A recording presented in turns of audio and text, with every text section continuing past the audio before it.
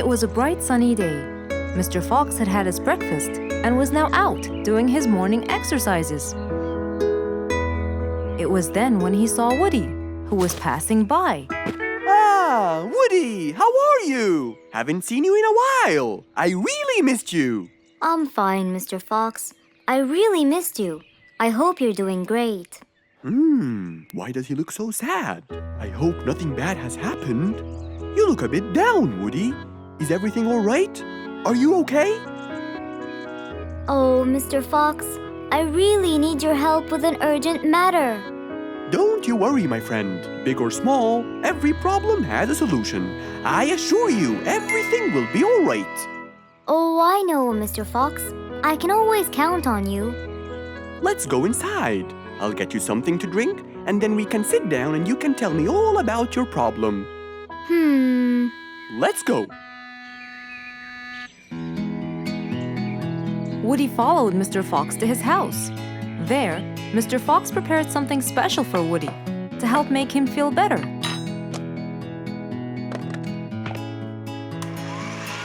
I made you some fresh orange juice. This will help you relax and cheer you up.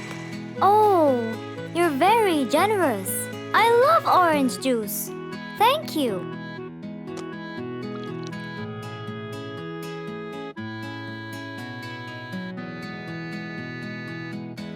Mr. Fox, I'm really sorry to bother you over and over again, but I had no choice. Oh, no worries, my friend. You know, Mr. Fox, I'm the jungle carpenter. My business has been growing recently, and now I have many customers. Yes, you're a hard worker. You deserve it. I used to build boats for fishermen.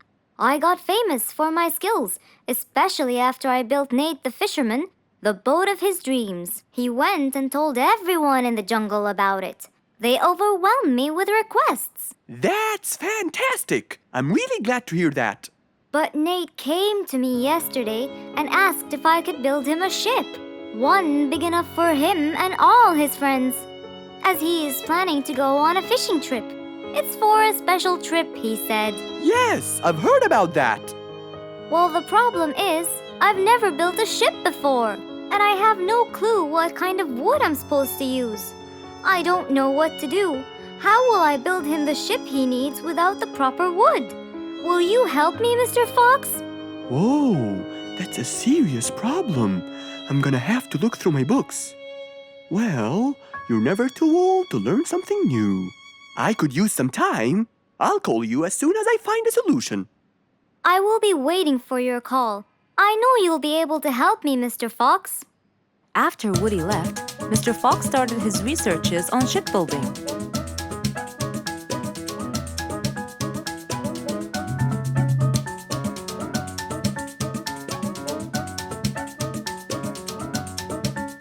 After hours and hours of hard work, he finally got it. Yes! I've got it! But what did he get? We'll find out in the next episode.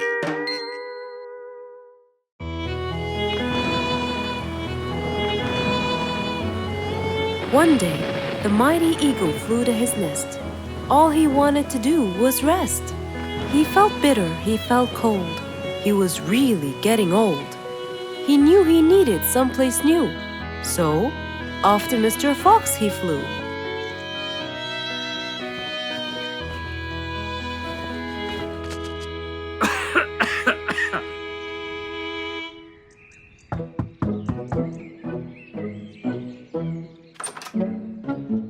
Oh, hello, Mr. Eagle. You look so tired. Please, come in. Thank you, Mr. Fox.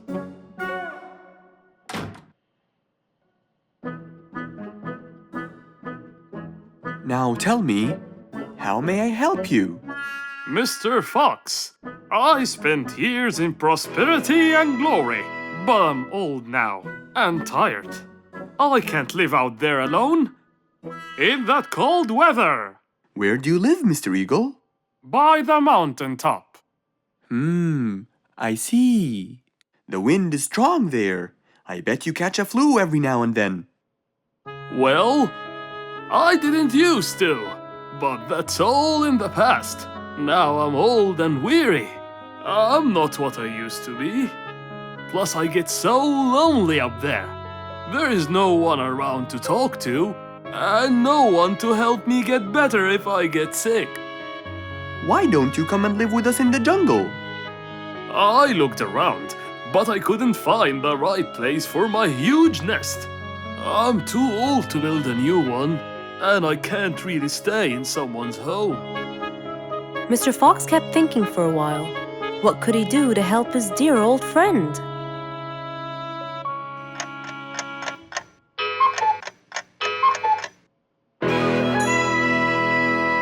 I got it! I think I can help you build a new house. Have no worries.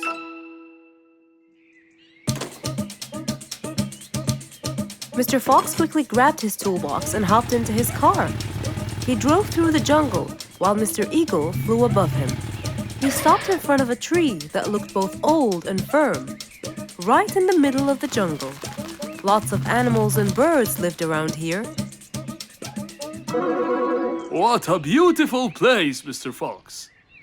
Wait till you see what I have in mind for you. Mr. Fox started to work. He put a ladder against the tree and counted the steps up. 1, 2, 3, 4, 5, 6, 7, 8, 9, and 10. When he reached the tree branches, he opened his toolbox and took out some wooden plates. Then he started putting them together. All I need now is some nails to make sure everything would be A-OK.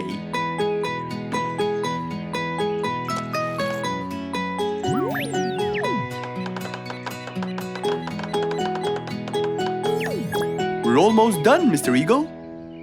Can't wait to see what it will look like, Mr. Fox. Oh my! What a wonderful treehouse! And it's all yours, Mr. Eagle. My own home. I can't believe it. Thank you so much, Mr. Fox. You're most welcome. As Mr. Eagle got inside his new house and closed the door, he felt a happiness like never before. He knew Mr. Fox's idea was truly the best, for there was comfort, there was warmth. He felt really blessed.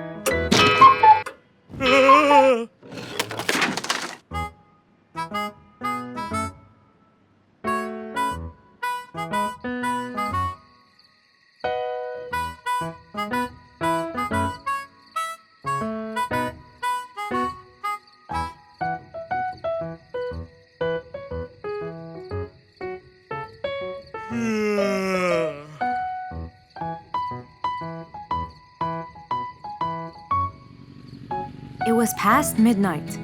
Mr. Sleeperson Koala was on his way home from work. The streets were empty and quiet. He was falling asleep. He tried really hard to keep his eyes open, when suddenly the car stopped for no reason. And Mr. Sleeperson didn't wake up, as if it was the hibernation season.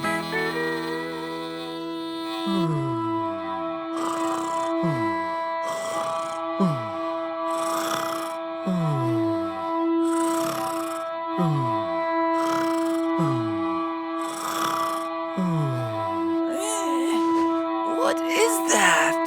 Mr. Sleeperson fell asleep on his driving wheel. The horn was too noisy for Mr. Fox to bear. He tried to block the sound out, but it was no use. He pulled his cap over his head, put earmuffs, but it was all in vain. He couldn't bear that horrible sound any longer. What a horrible sound! Who could it be this late at night? Oh, no! Mr. Sleeperson! It's you again! What brought him here this time of night?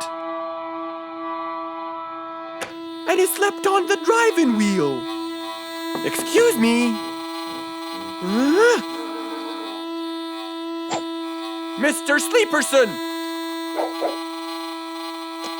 Hello? Hello? Oh, that's enough! What? Where? What time is it? It's 2 in the morning. And you fell asleep on your driving wheel in front of my house. Oh, Mr. Fox. Hello. Oh my, it's 2 a.m. Oh, you noticed? So how can I help you, Mr. Fox? Help me? Help me? You're the one in front of my house. What am I doing here? I don't know. You tell me. I was fast asleep when I woke up to that horrible sound of your noisy horn. Oops. Sorry. I must have fallen asleep while I was driving again. My bad. Never mind that. Could you please drive all the way to your own house without falling asleep or bumping your head against the horn? Oh, sure, Mr. Fox. Have a good night. Good night. But as Mr. Sleeperson tried to start the car, it wouldn't start. Huh? Oh, man! Oh, Mr. Fox, wait! Help! Now what? The car won't start. Is that so? Can you check it for me, please? Of course! Mr. Fox walked back to the car and started to check it out.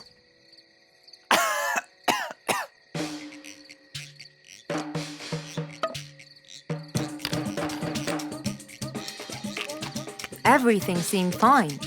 However, when he lowered the hood cover, he found Mr. Sleeperson sleeping in the back seat. He couldn't control his anger. He banged the hood cover. But Mr. Koala was still asleep. Mr. Fox decided to hop into the front seat and try to start the car himself. Huh? Mr. Sleeperson! Your car is out of fuel! Who? Where? Your car is out of fuel! No way! Oh, What will we do now? you have to fill the tank! Okay. Mr. Sleeperson! What? Wake up! I'll fill your tank for you. I have some fuel in my house. Oh, that would be great.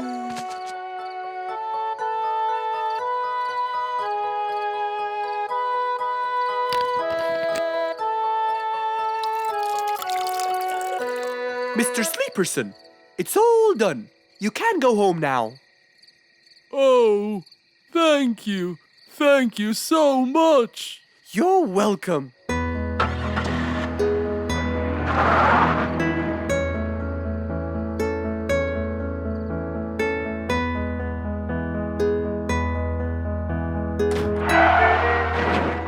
Oh, not again! It was a nice warm autumn day. Mr. Fox was doing his morning exercises, sit-ups, push-ups, and running on the jungle track. A very refreshing start to the day. But then, unexpectedly, fog started to form, stopping any plans to enjoy the beautiful weather. Why is there fog covering the whole jungle? This is really strange. It's been happening a lot lately. I really hope everyone's all right. I should head home now. Oh, I think I should probably stay home today. I don't have my morning newspaper yet. And how would I? It's impossible to see. Aha! Wait a minute. I'll try calling Mr. Falcon. He'll definitely tell me what's going on. Mr. Fox held the phone and dialed Mr. Falcon's number.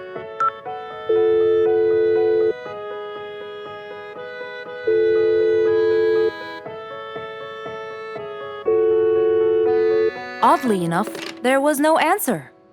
I guess he's not home. Maybe I can reach him on his walkie-talkie.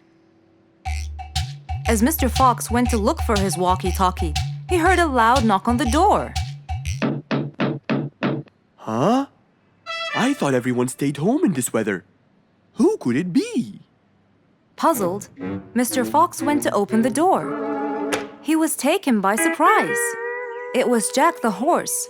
He stood there holding a briefcase and looking smart. Jack was a very busy business horse. He was always rushing to keep a tight schedule. But today, something seemed off. He looked like something was bothering him. Oh, Jack, what a nice surprise! It's been a long time since we met. How have you been? Come in. Thank you, Mr. Fox. But I don't want to waste any more time. I'm on a very tight schedule. Of course. Can I bring you... I don't have time. I just needed to talk to you urgently, Mr. Fox. Have a seat, please. And as you know, time is money. Wait. Hold on. First, tell me how you managed to get here in this bad weather. There's no time. I'm so busy, and I need your help with something important. All right, tell me what's the matter. Well, it all started last week. After long and weary negotiations, I won a bid for a gold mine located in the eastern part. Long story short, a gold mine obviously contains gold.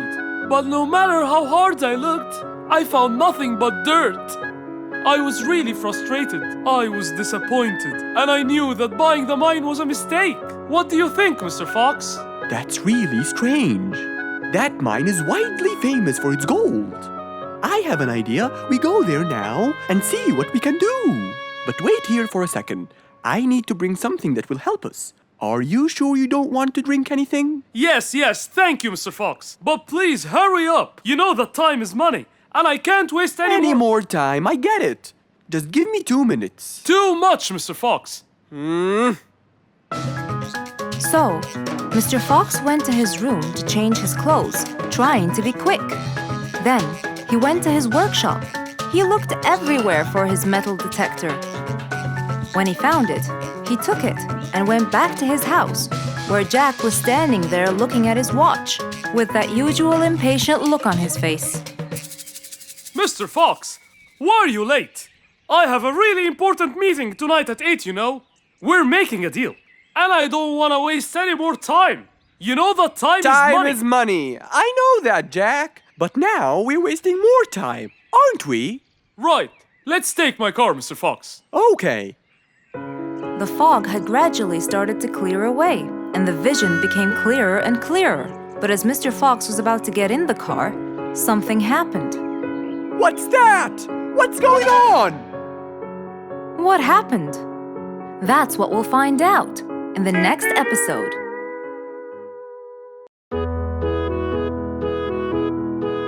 Mr. Fox was known for his kindness in helping others. Everyone went to him for advice, even Woody, the jungle carpenter. After being assigned the task of building a really big ship, he went to Mr. Fox, seeking his wisdom. Mr. Fox listened carefully to what Woody had to say, and in turn, promised to help him. He started a research on shipbuilding, and after hours and hours of hard work, he finally got it. Yes! I've got it! But there is something I need to check first. Mr. Fox went for a walk in the jungle, looking carefully at every tree on his path.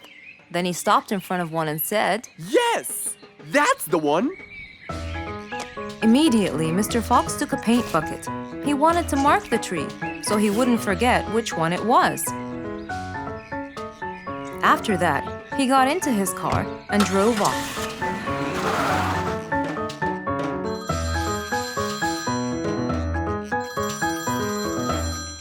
When he got home, he called Woody to tell him that he had found the perfect solution to his problem. It only took a few minutes before... Oh, Woody, right on time. Come on, Mr. Fox, tell me. Okie dokie, come in. I finally figured it out. I never doubted you, Mr. Fox. I was sure you'd be the one to help me find an answer to my problem. Oh, don't mention it. Here you go. These are blueprints. They're guidelines that will help you learn how to build a ship easily. Woody started reading the blueprints thoroughly.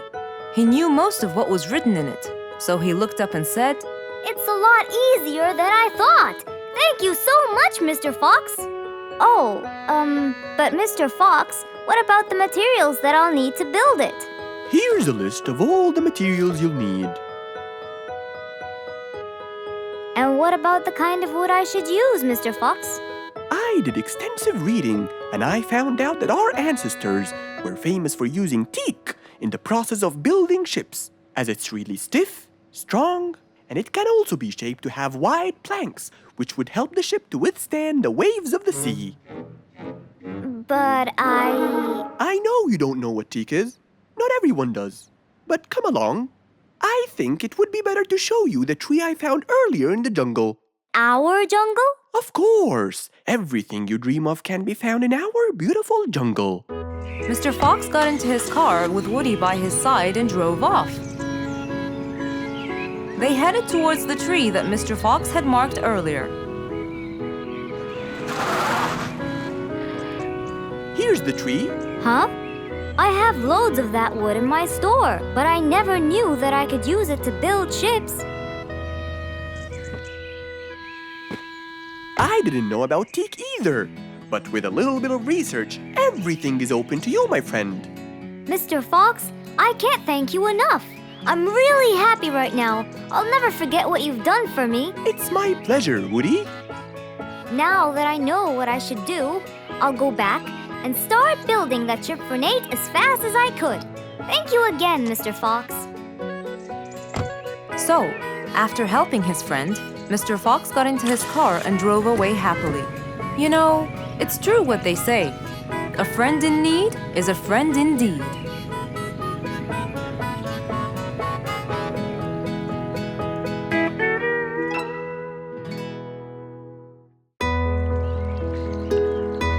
Rose stood in front of her painting stand, holding a few colors in her hand. But things weren't going as she planned. I think I should just paint the pig blue. No, wait. Maybe this will do. Maybe I should just take some of the pink color on my feathers.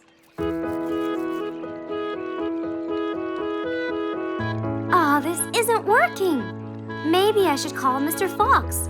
He might have some clue about what I should do.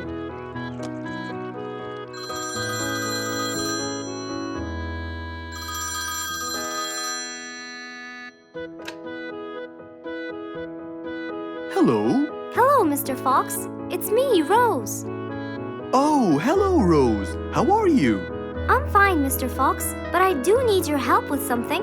Do you think you could come and meet me? I'm at my usual painting place. Sure, I'll be right there. So, without a moment to lose, Mr. Fox got ready, got into his car, and drove off to where Rose was painting.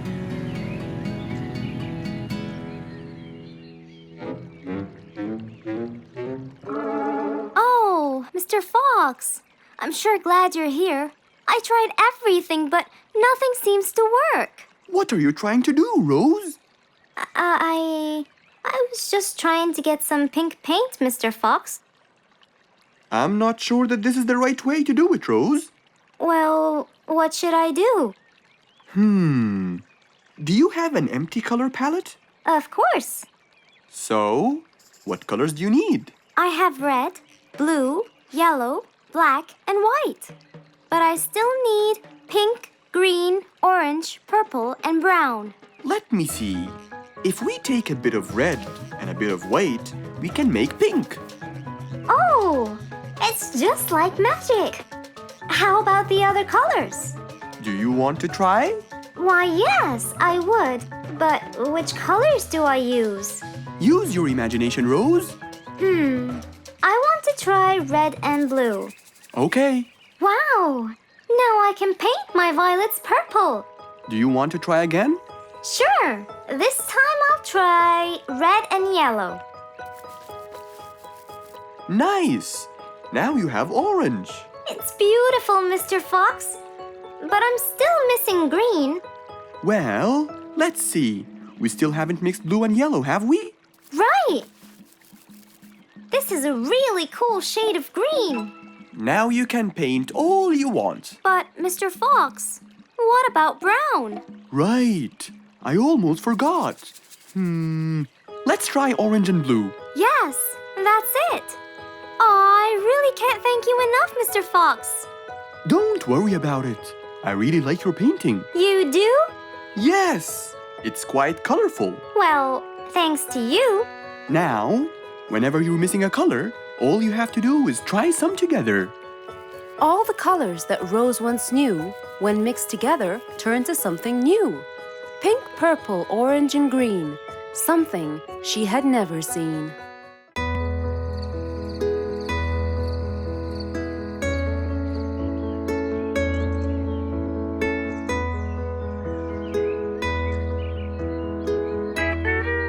It was a bright, early morning. Mr. Fox woke up and went to wash his face.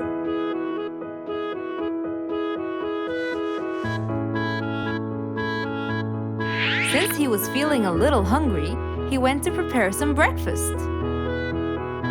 He prepared fruits, some cheese, a fried egg, and some veggies. He looked around for some bread, but couldn't find any. No problem. He'll go to the bakery and buy some. I guess I need to buy some bread from Mrs. Flute's bakery. Then I can have my delicious meal.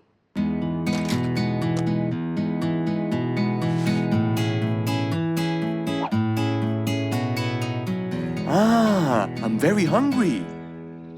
I'm sure glad the bakery is close by. I won't be needing my car.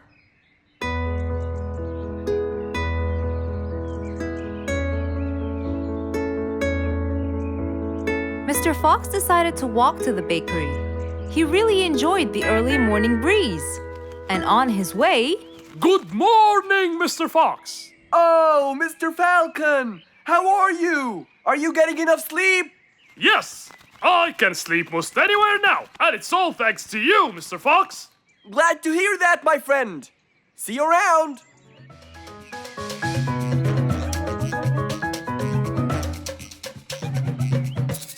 When Mr. Fox finally reached Mrs. Flute's bakery, he found a long line of customers. He got in line and patiently waited his turn.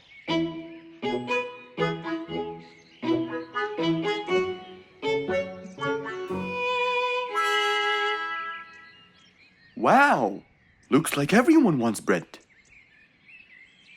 Slowly, the line was moving up, and Mr. Fox got closer and closer till he finally reached the counter, where a very tired Mrs. Flutes was waiting. He was her last customer. Hello, Mr. Fox. Here you go. Hello, Mrs. Flutes. You look really tired. Yes, Mr. Fox, it's becoming more and more exhausting. Why? The number of customers has increased lately after I upgraded both the bakery and the quality of the bread that I produce. That's great. I know it's great, Mr. Fox, but the thing is, the rate of bread production is really low. Well, compared to the number of customers, that is. But why is the rate of production low? Well, Mr. Fox, grinding the wheat takes loads of time and effort. Sometimes it takes over a day or so. That's basically why everything else gets delayed. What should we do to solve this problem? Okay, Mrs. Flutes, I will head home now and eat my breakfast and try to think of a solution. And I'd like you to pass by my house tonight. I'm sure I'd figure something out by then. Really, Mr. Fox? I can't wait to hear your solution. I'll come by your house as soon as I get off work. Okay, see you later, Miss Flutes. See you later, Mr. Fox. Mr. Fox went back home to have his breakfast. Miss Flute's bakery is truly the best. I have to solve this problem, or she won't be selling any more delicious bread. With that in mind, Mr. Fox went to his workshop to give it some thought.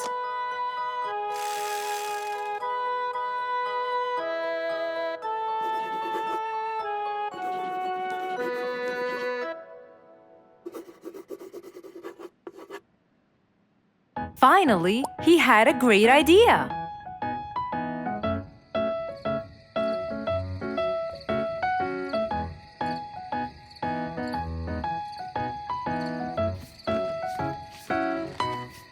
That was a long day. I should head straight for Mr. Fox. I'm sure he would have solved my problem by now.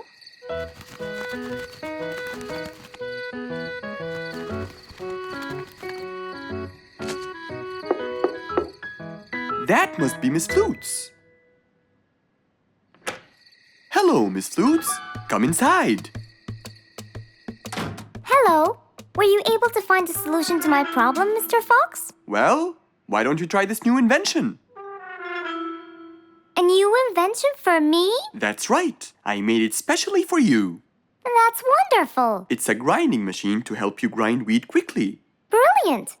But how will it help me? This machine is used to increase the rate of grinding the wheat, which is used to make the bread. So you can use it to grind a whole kilogram in no more than 5 minutes. And with that, the amount of time needed will decrease, and you won't be too exhausted. I'm really grateful to you, Mr. Fox. I have no words to express my gratitude. Friends help each other, Miss Flutes.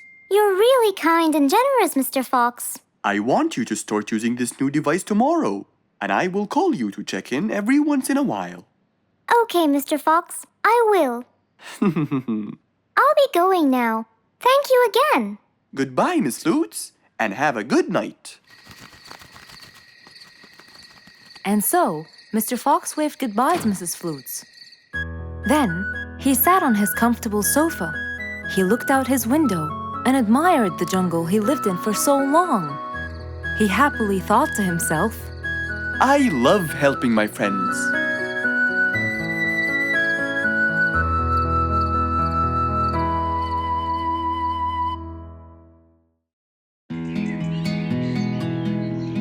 It was a beautiful morning. The sun was shining brightly over the jungle. And seeing how nice the weather was, Mr. Fox decided to go for a walk.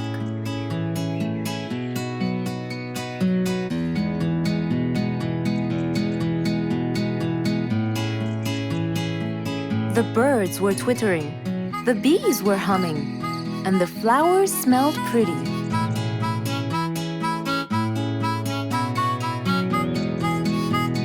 As Mr. Fox was passing by Bingo's house, he saw him doing something really strange.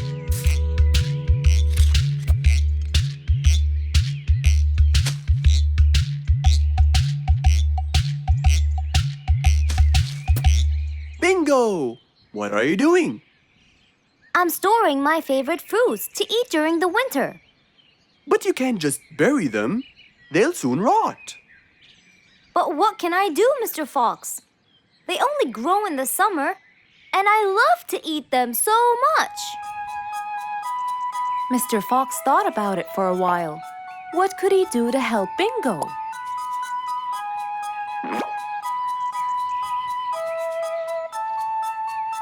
Don't worry, Bingo. I think I have an idea. Really? What is it? You'll have to wait and see. I'll just run to my workshop, and I'll be back before you know it. Okay. Mr. Fox went back to his workshop and gave it some thought.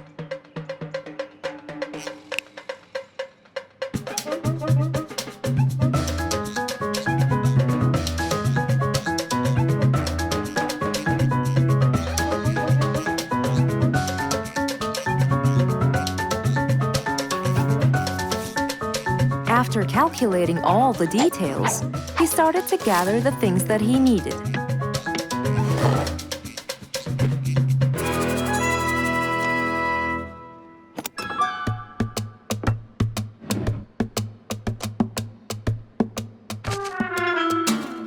Then, he took his toolbox and his car keys, and of course, the glass plates. He put them all in his car and was on his way.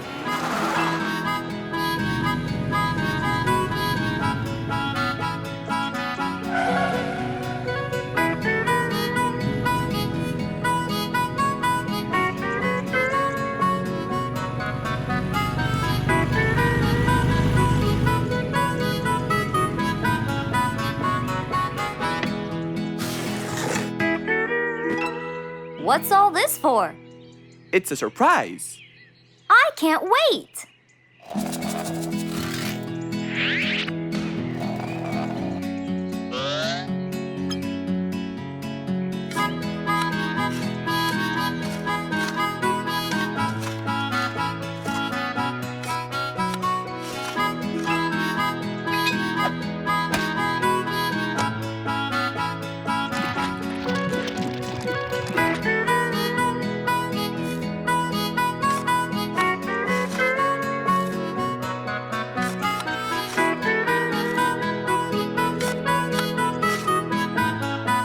Mr. Fox was almost done, and Bingo was watching him, looking slightly puzzled.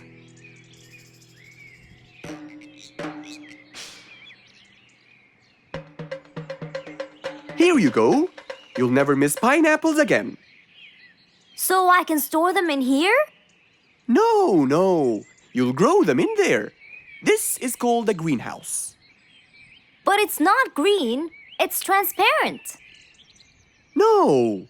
It's called green because we can grow green plants and fruits inside it whenever we want. Oh, so now I can have pineapples whenever I want? Yup. Anytime you want. Awesome! Thank you, Mr. Fox. Glad I could help. Here, this is for you, Mr. Fox. It's the best one I've got. Oh, that's very nice of you, Bingo. I love pineapples. Now you and I can eat them anytime we want. After helping out his friend, Mr. Fox went back to enjoy the rest of his day. Who can you always count on? They're always there when you're feeling down, ready to draw a smile and remove that frown. They make a bad day so much better, especially if you share toys and play games together.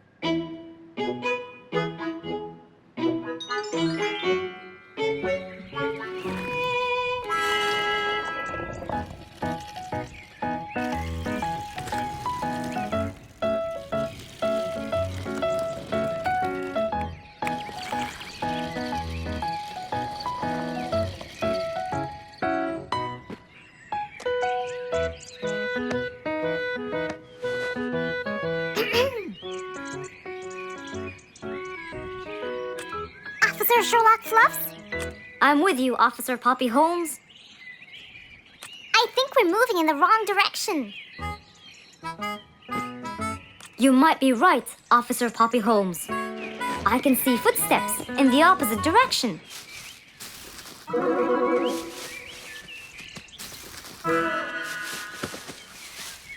Officer Sherlock Fluffs.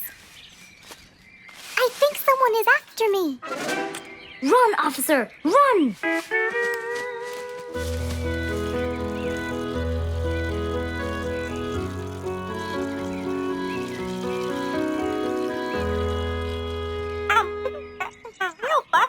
What do you mean? Poppy! Poppy! You there? Poppy! I can't believe we lost the connection. Poppy! Poppy, where are you? Filled with worry, Fluff searched and searched for Poppy, but he couldn't find her anywhere.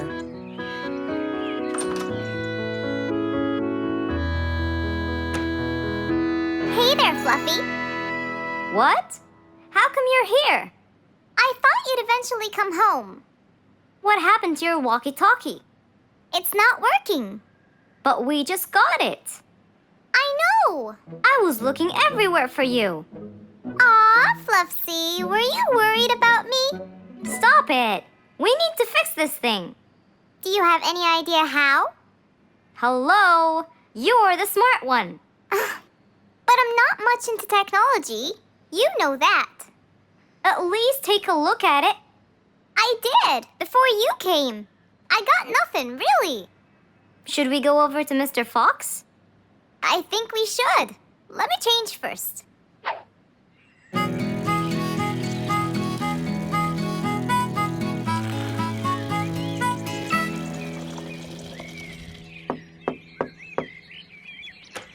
Hello. Hey, Mr. Fox, Poppy broke her walkie-talkie. I so did not. Don't fight, you two. Show me your walkie-talkie. Maybe I'll be able to fix it. Here. But I promise I didn't break it. I'll go to the workshop and see what's wrong with it. Thank you, Mr. Fox. Sure. You really think I broke it? Why else would it stop working? But I didn't. Well, I kind of think you did. You're unbelievable.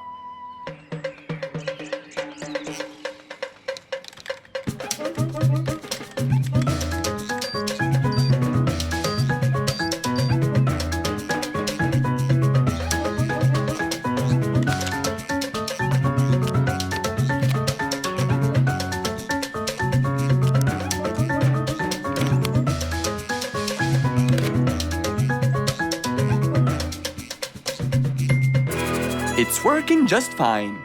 I told you. Well, it wasn't before. I tried it. I know it wasn't, but now it is. See, Poppy, you did break it. And Mr. Fox fixed it. It wasn't broken, Fluffs. It just ran out of batteries. I'm sorry, Pops. Never mind. I was worried about you, though. I know. I have a wonderful brother. Brothers and sisters may fight every now and then, but at the end of the day, they're still best friends. An autumn windy day. It was Jumbo's birthday. He was dancing and playing with his friends, hoping this day would never end.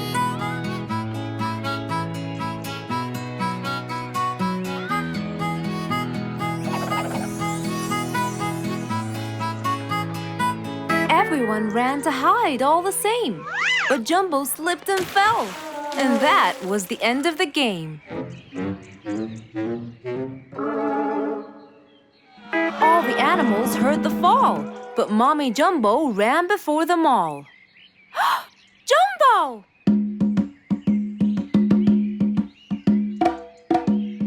Oh, Jumbo. Combo, you have to take him to Mr. Fox immediately. So, without further delay, off to Mr. Fox's house they hurried away.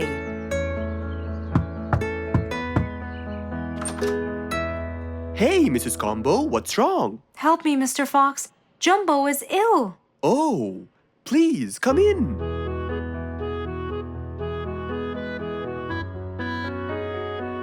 You look cold, Jumbo. I'll get you something hot to drink. Thank you, Mr. Fox.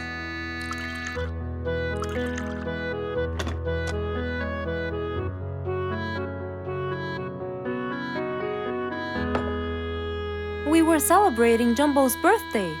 Oh, happy birthday, Jumbo. Thank you, Mr. Fox. But as he was playing with his friends, he slipped and fell into the pond. He started shivering and sneezing. I feared he might be sick, so I thought I should bring him to you, just in case. Well, why don't you lie down, Jumbo, and let's take your temperature. Open your mouth. Say ah. Ah. Fever, stuffy nose, red dots all over his trunk. It's definitely sniffles. Oh my, sniffles? Don't worry, Mrs. Combo. It's just a sniffles fever. It will go away. All you need, champ, is some rest and just one pill of antidote. And when you're better, you can go back to play with your friends. Thank you, Mr. Fox. After thanking Mr. Fox, Mrs. Combo took Jumbo back home to let him rest.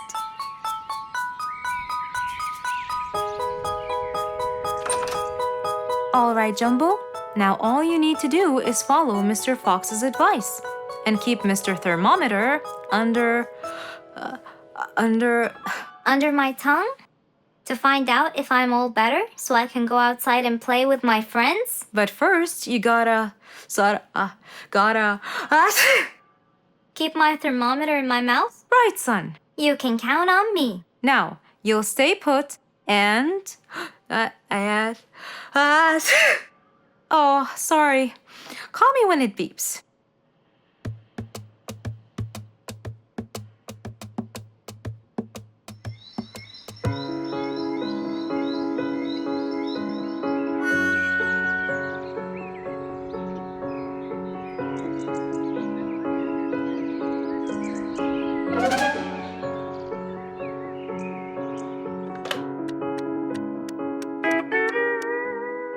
Hello, Frisky. How are you?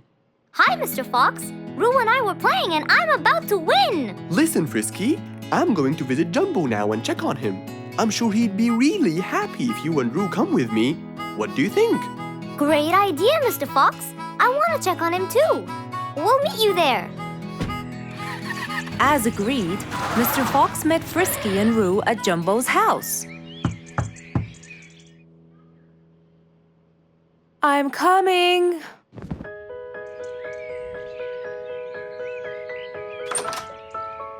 Hello, Mrs. Combo. We came to check on Jumbo. I hope he's feeling better now. Why, yes, Mr. Fox. Come in, everyone. Hey, Jumbo! I came to check on you. And I brought your friends along too. Are you feeling better now? Hi, Mr. Fox. Hi, guys. Hey, Jumbo. How are you feeling? Well, I feel better, but... Well, we need to take your temperature one more time, Jumbo. Is it time? It's time, all right? What does it say? Well, let's see. Your temperature is, oh. Your temperature is just fine and dandy, Jumbo. You're not sick anymore. You are A-OK. Yes! Now we can go outside and play. But first, I need to tell Mom. Mom? Mom? Where could she be? She's not in the kitchen. Mom! She's not in the living room. I wonder where she is. I'm here, in the bedroom. Mom? Are you okay? I think I might have caught a case of sniffles too. Don't worry, dear. I'll be fine. Now why don't you go out and play hopscotch with your friends? I'll join you when I get better. But Mom, I won't be happy if I go to play and leave you here all by yourself. I'll be only thinking of you. So, what do you think you should do, little Jumbo? I have to sit here and take care of you, Mommy. You always take care of me when I get sick. I'll take care of you and never leave you alone. Oh, I love you more than anything in the whole wide world, Jumbo.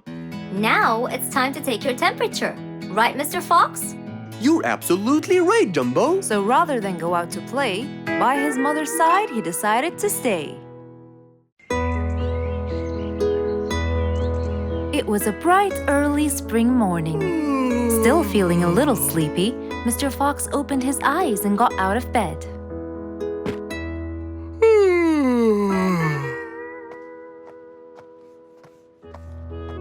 Since the weather was beautiful outside and awfully tempting, Mr. Fox decided to go for a walk in the jungle. The sun was shining, the birds were twittering. It was a very peaceful morning. Well, sort of. Worried that something terrible could have happened to one of the animals in the jungle, Mr. Fox sprinted towards the sound. Are you kidding me?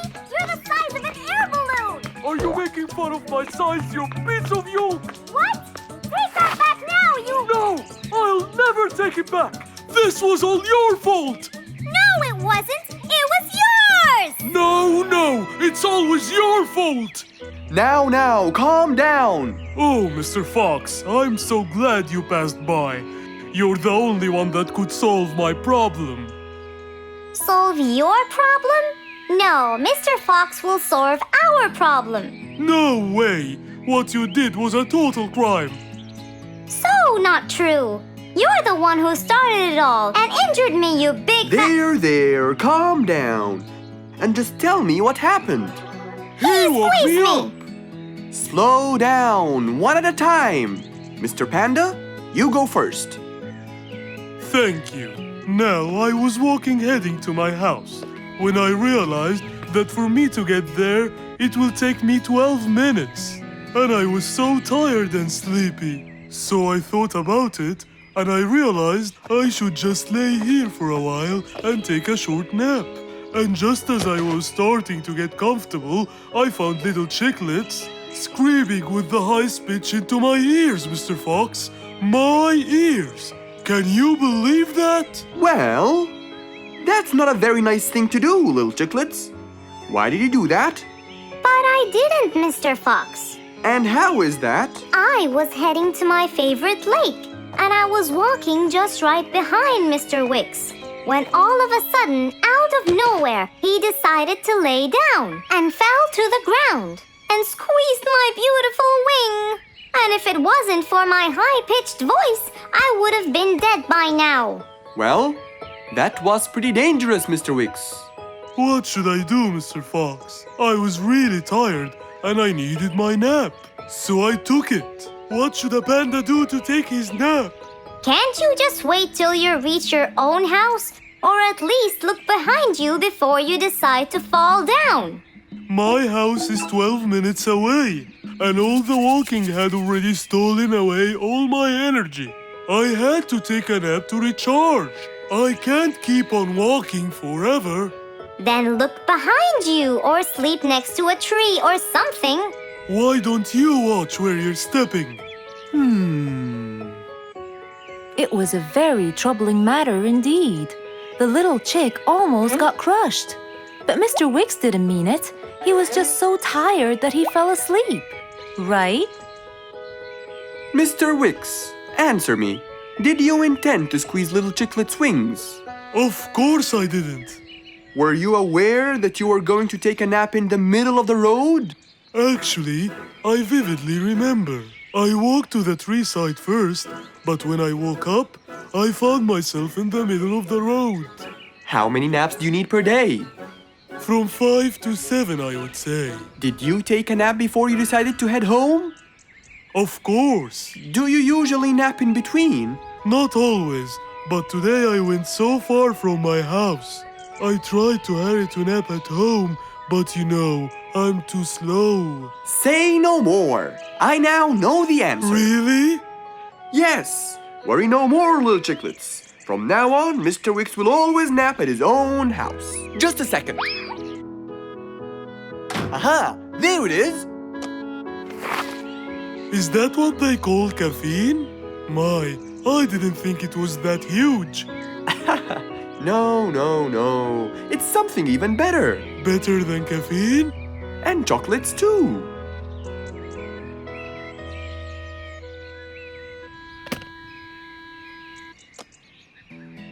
Wow! Rollerblades! So you'll be able to move fast and reach your house as fast as you can. Oh, can I try it now? Sure you can. Wow! Whee! Yahoo! Thank you, Mr. Fox. Anytime you need me, I'll be there.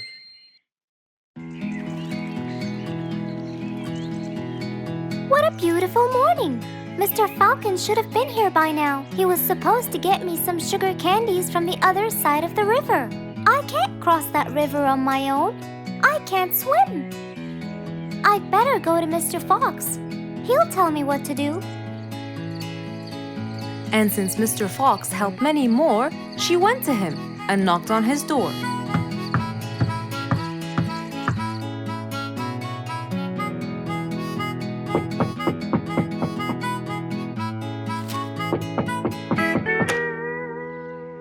Who's there? Over here, Mr. Fox. Oh, little Auntie Lou. Welcome. Please come in. Thank you, Mr. Fox.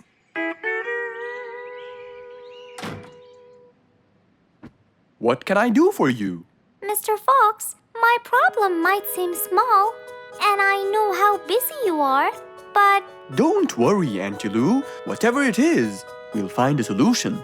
Tell me, what's bothering you? sugar candies. Sugar candies? But you love them. Yes, Mr. Fox, I do. That's the problem. The only place I can find them is by the other end of the river side, and I don't know how to swim. Well, how did you get them before? I had some friends who would cross the river and bring me some candies with them. But I can't wait for them to go every time. I want to be able to get them myself. I see. So you want a way to cross that river by yourself. Yes. Do you want to learn how to swim? Impossible. I'm so afraid of the water. It's my worst nightmare. Isn't there any other way, Mr. Fox? Sure there is. Let me think. Mr. Fox thought quickly and without delay, for there was already another way. He'll build a bridge for Auntie Lou, so she could cross whenever she wanted to. Little Auntie Lou, how wide is that river? Very wide, Mr. Fox. It won't be easy, but let's go. Into the workshop ran Mr. Fox. He grabbed some wood and his toolbox. He put them in his Jeep and hopped inside. Then he and Auntie Lou went for a ride.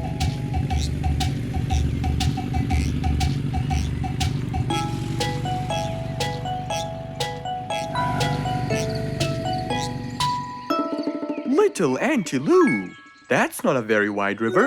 But it is to me, Mr. Fox. You're only saying that because you're too big. Maybe you're right. Little Auntie Lou, let's get started.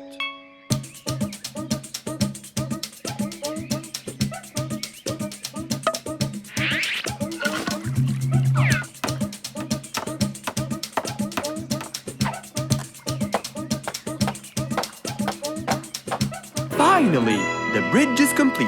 Mr. Fox, that's exactly what I wanted.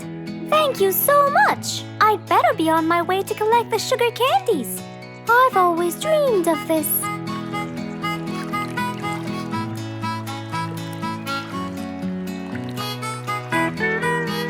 Enjoy the candy, Little Auntie Lou.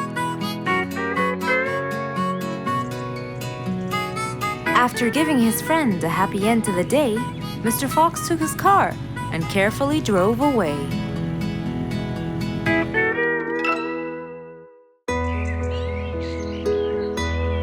Just imagine if you woke up one day and all your food was gone. Your house was a big mess and the oven was turned on. What happened exactly? You really can't tell. But that's what happened to our friend Giselle.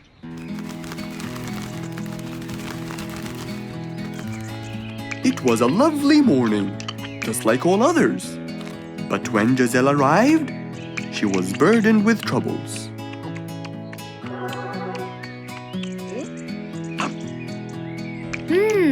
These are good. Yeah, my mom makes the best pancakes in the world. Look, it's Giselle. Hey, Giselle, come join us. Have some of these delicious pancakes. Thanks. I'm not hungry. What's wrong, Giselle? You guys, I think a thief broke into my house. What? Food has been going missing from my home, but I didn't think much of it. But the amount of food disappearing kept getting bigger and bigger. And yesterday, all of my food went missing.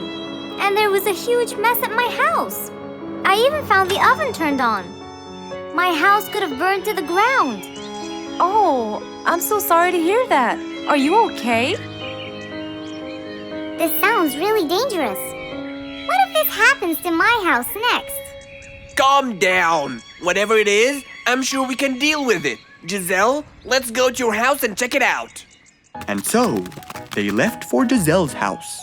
They had no idea what would be waiting for them. Oh dear, what a mess. Did you not hear them at all? I heard noises, but by the time I got up, they were gone. Did they take anything else other than food? No, nothing else is missing. So how do you explain all this mess? Maybe they were trying to find their way in the dark. I think Bingo's right. They didn't want to turn the lights on so no one would see them. Yes, but there are more important things. A thief had been here last night, and I don't think Giselle had time to worry about all the dishes. You're right. These are not mine. I didn't use these. That means that whoever was here didn't just steal the food. They ate it all here. That would explain why the oven was on. They cooked. Okay, calm down. We'll figure out a plan to catch them. But first, let's clean everything up. They started cleaning the house, trying to help their poor friend out, while being so worried about what's going to happen next. Any idea how we're going to catch them? I have an idea. We'll have a neighborhood watch. You know, we'll stay up around the house so we can catch them as soon as they come near. Sounds great. Giselle, why don't you go and get some sleep? We'll take care of it. Thanks, guys. They all sat in anticipation, ready to jump on the thief without any hesitation. But hours passed by with no one in sight. They started to become very, very tired. Does anybody else feel a little bit sleepy? Yeah, and cold, and a little hungry.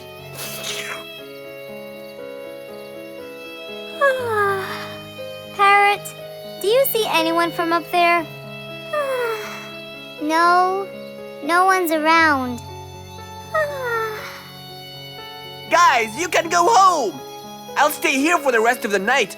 I'm not tired.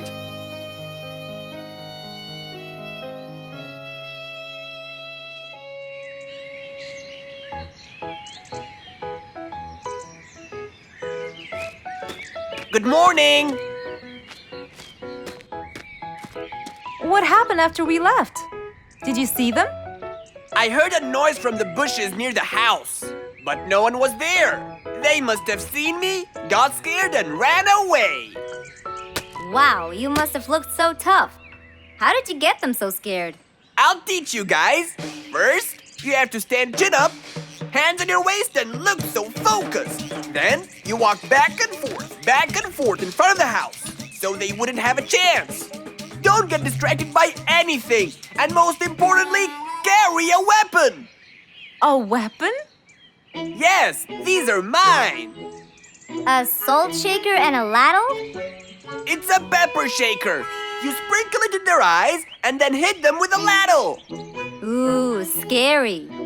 Okay, I think I got it. I'm going to be on neighborhood watch duty tonight. I'll go get ready. See you all later.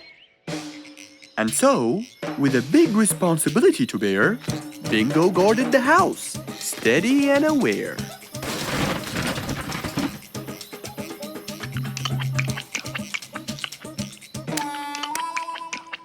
Zebra, what are you doing? What? Where am I? Giselle's house. What is that noise? Did you catch him? Yes, it's Zebra. He's been sleepwalking and eating all your food. Oh no! Giselle, I'm so sorry. I wasn't stealing your food. This happened before. I sleepwalk a lot. Don't be mad. I can't believe it's been you all along. That is so funny. You're not going to tell everyone about it, are you? If she doesn't, I will. I knew you couldn't scare a thief away with a ladle. You could! You know what? I'm just happy Giselle is safe. I'll just go home now. I need some sleep.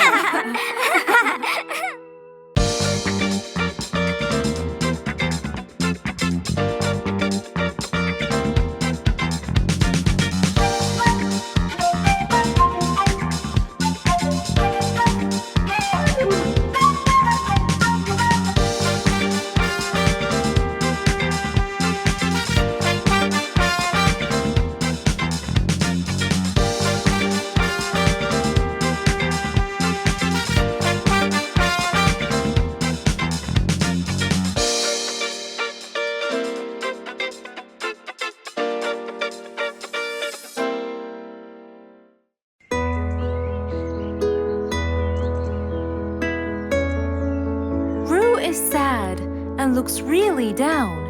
On his face, there was a frown. He had a cake, but he didn't care. And although it was his birthday, he said, Life's not fair. Thank you, Mom. You're welcome, sweetie. Are you okay? Yeah, I'm fine.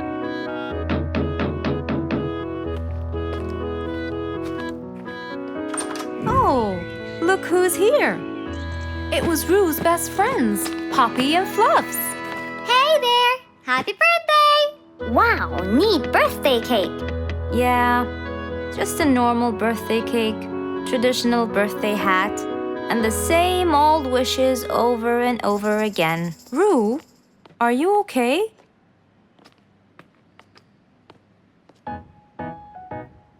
Bad timing, huh? He looks sad.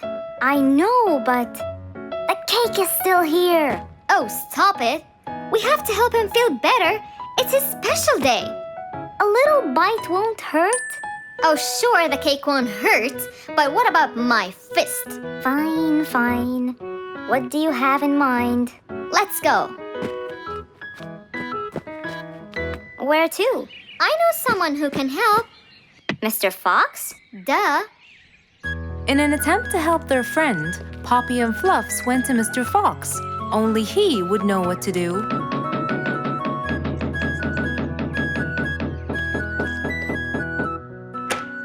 Hey, carrots. Do you have any lemonade, Mr. Fox? I stopped apologizing for his behavior long ago.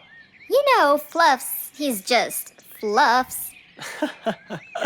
It's okay. Come in. Are you sure it's all right? Positive.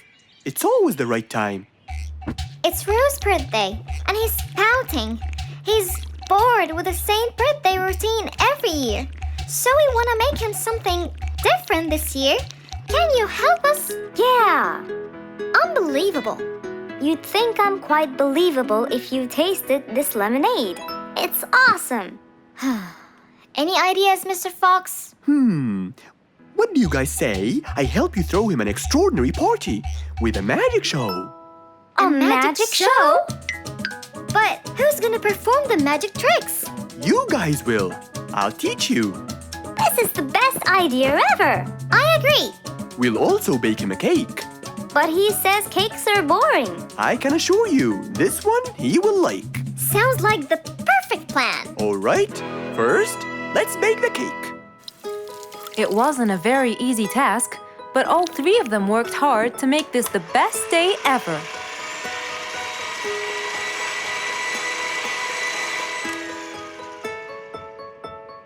This is the coolest birthday cake ever. Now for the magic tricks. We need a bottle of water left in the freezer for around 2 hours and a plate full of ice. We'll also need some food coloring and soda. I'll get the color blue. I'll get the green and the yellow. And I think I'll get the red. We are all set now, I think. Not yet. What else do we need? Invisible ink. Huh? Fluffs and I will pour it over everything, including ourselves. And you, Pops, will give Roo this magic glitter. When he sprinkles it, everything will become visible. Cool. Let's go.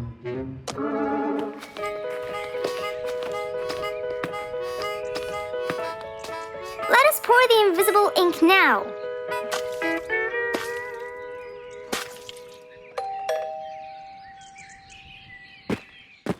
Hey, Roo. Hey, What are you doing? just sitting here, bored. Well, not for long. Yeah, right. Well, think again. Happy birthday. What's this? You have to sprinkle it around to find out. Where? First, on the table. Wow! How did you do that? It's a donut cake! Now try sprinkling all around. This is impossible! It's the coolest thing ever! It's not over yet. Happy birthday, happy birthday, happy birthday to you. I can't believe you guys did all this for me! All thanks to Mr. Fox. He was a great help. I can't believe you guys! Thanks! That's what friends are for. Mom, come and see! What wonderful friends you have, Roo! Yeah, I think so too. Because of his friends, Roo's birthday was extra nice. One celebration was not enough, so they celebrated twice.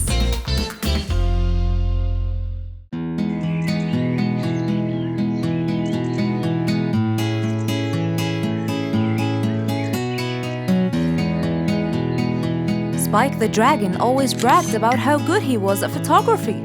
And all he wanted was just one little chance to prove to everyone how talented he was. It didn't take long before someone actually recommended him to be the official photographer of King Rorik the Lion's birthday party.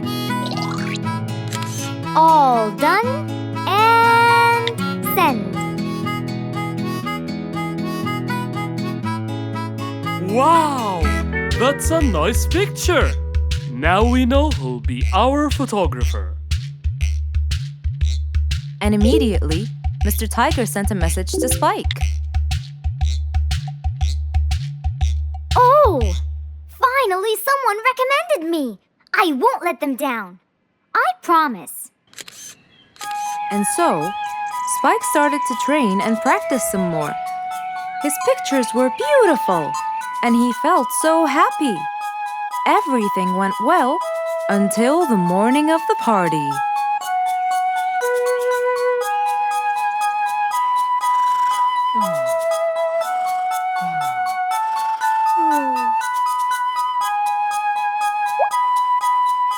Oh, today's the day.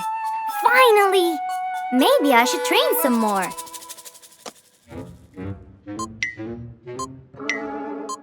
Huh? Oh no!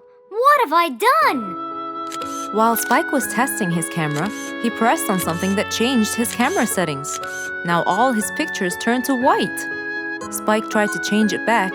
He cleaned his lens and checked his filters, but all was in vain. What will I do? Oh, what will I do? I must go to Mr. Fox at once. Feeling so worried and sad, and with no clue what to do, Spike held his camera and flew off to Mr. Fox.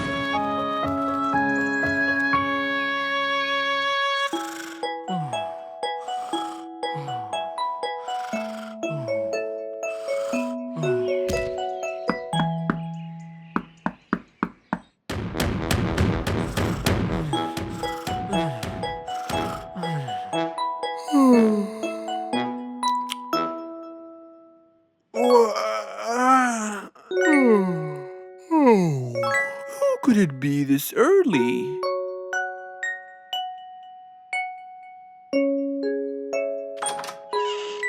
Oh, Spike, it's you. Help me, Mr. Fox. My camera. Help! All white, broken. Help! Calm down, calm down. Please, come in. Spike followed Mr. Fox inside. He sat down and started to speak slowly. You know today's the king's birthday party. Yes, and you've been hired as the official photographer. Congratulations, Spike. Oh, Mr. Fox, it would soon be condolences. What? Why? My camera. It's broken. Broken? Yes, I woke up early today and tried to check it. But I found that every picture I take becomes white. Have you checked the lens? Yes, and I re-cleaned them to be sure. But it's no use. And the filter? Everything. The lens and the filter. Can I take a look at it? Mr. Fox held the camera and started to check the settings. Where could I buy another one now? Do you have a professional or digital one? I don't think you'll need it, Spike. I'll go straight to prison, right? No, it wouldn't be fair to send the most talented photographer to prison. They'll all laugh at me. Are you sure about that?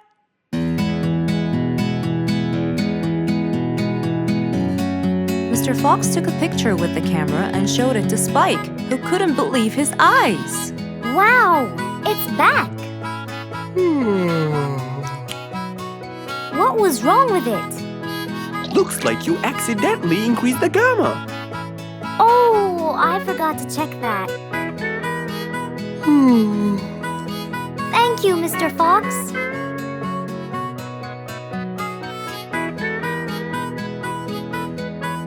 I'll go now. See you at the party. That would be awesome. With that, Spike walked out of Mr. Fox's place. He went back home with a smile on his face.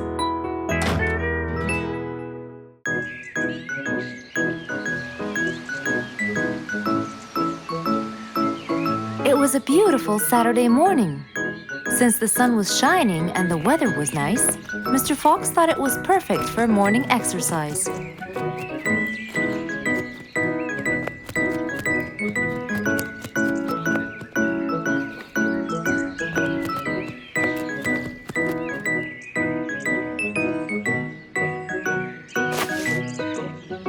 Ah, Piggy, how are you? Haven't seen you in a while. I really missed you.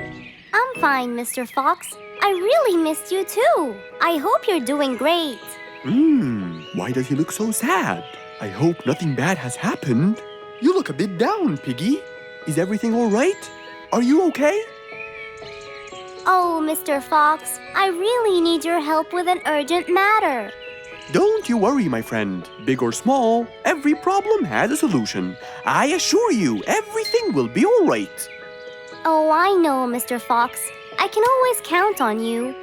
Let's go to my house. I'll get you something to drink, and then we can sit down and you can tell me all about your problem. Let's go. With that said, both of them headed off to Mr. Fox's house. So, Piggy, tell me what's the problem? I keep trying to grow a plant in my garden, but it keeps dying. Do you give the plant enough water? Yes, every day. Well, how about the sun? Do you keep it in an open sunny area? Yes, I do. I plant it in my garden. Looks like I'll have to come with you to find out what the problem is. Wait here for a moment, please. So, without further delay, Mr. Fox changed his clothes and got ready. Then, they both got into the car and drove off to Piggy's house.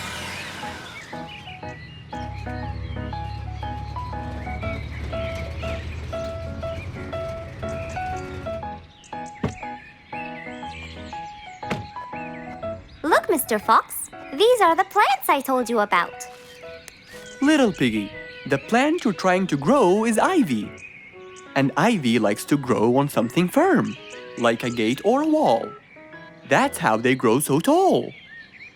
Ivy? I thought it was just an ordinary plant. Well, you can still grow it on the garden wall. Piggy, do you have a ladder? Yes, Mr. Fox, over there. Okay, come with me. Hand me the drill, please.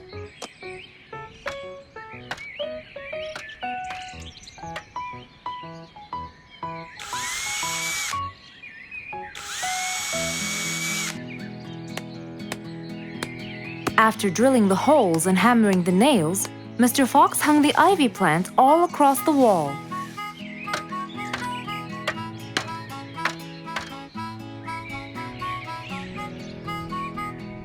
Now, when the ivy grows, it will find this wire to hold on to. I got it. Thank you, Mr. Fox. You're welcome. Take good care of it. After saving the plant and helping his friend, Mr. Fox took off. And that, my friends, was the end.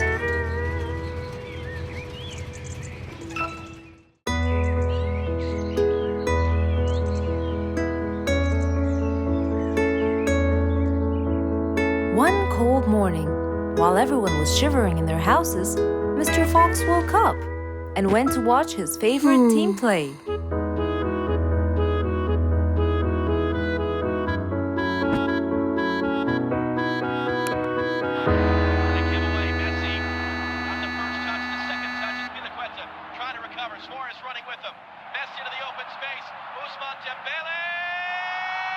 Ah!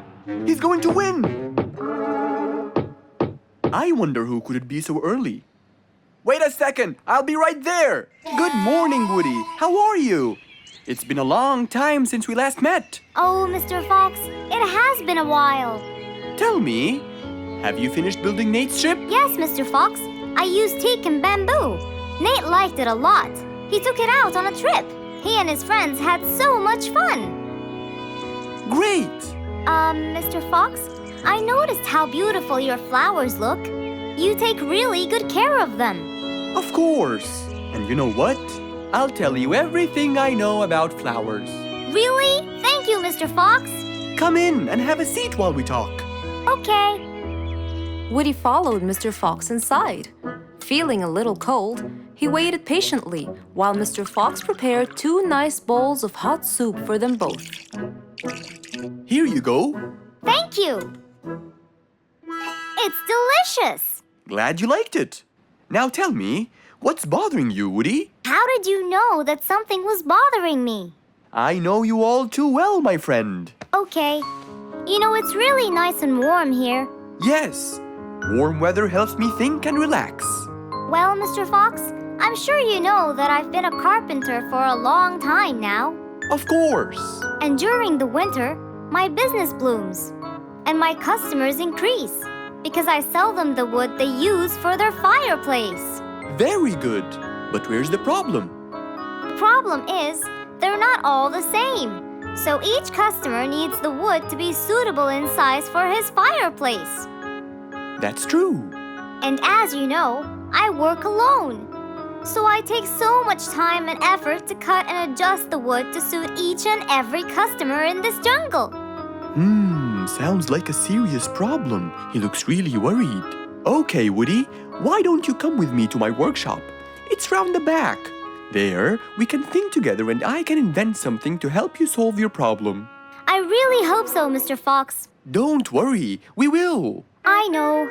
And you taught me that there's a solution to every problem. And Mr. Fox solves every problem. Ha ha ha! That's right, Woody.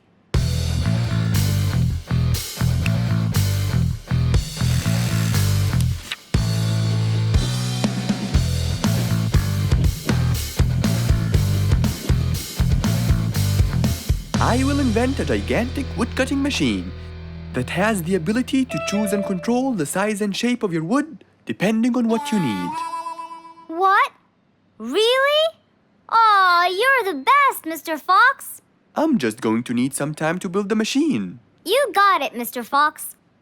I'll go get a few things done, and I'll come back. Okay, I'll see you then, Woody.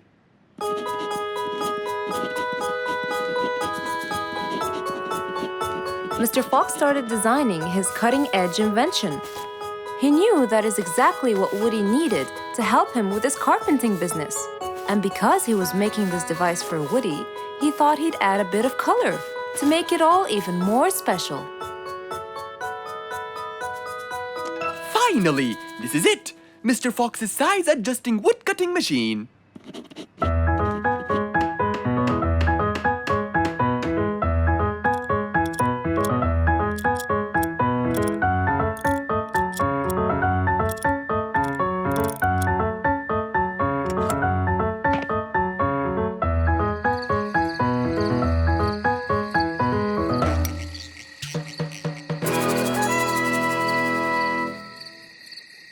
After finishing the device, Mr. Fox sat to listen to his favorite music, waiting for Woody, who came knocking on the door. Hello, Woody. You're right on time. Have you finished building the new machine for me, Mr. Fox? Of course I have. It's in my workshop. Let's go see it.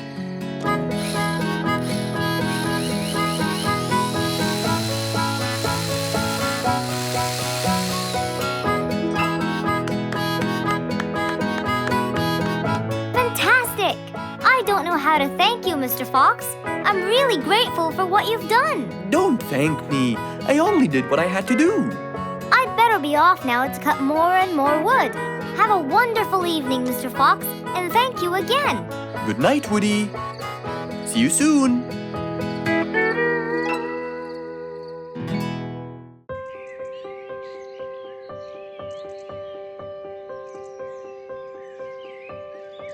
It was a beautiful spring morning.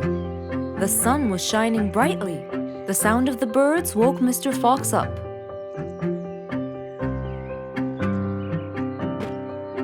He changed his shirt, put on his tie, and his vest. Then he drank his tea. It was delicious. After reading a shop manager ad, he got into his car and drove off.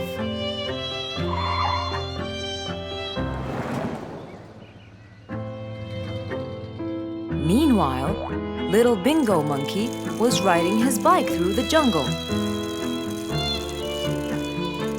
He was having loads of fun. But suddenly, the bike slipped and little Bingo fell off. Are you okay, Bingo? Hang on, I'm coming. Yes, Mr. Fox, but my bike isn't. Oh, it looks like there's a problem with the tire. Don't worry, Bingo. I'm going to help you. Bingo, can you help me count how many nails I need? Of course. Here's 1, 2, 3, 4, 5, 6, 7, 8, 9. I think there are 9, Mr. Fox. Okay, Bingo. Let me count how many I have in my toolbox. 1, 2, 3, 4, 5, 6, 7, 8, 9. I'll get one more just in case he miscounted. So 9 plus 1. We need 10 nails. That's easy.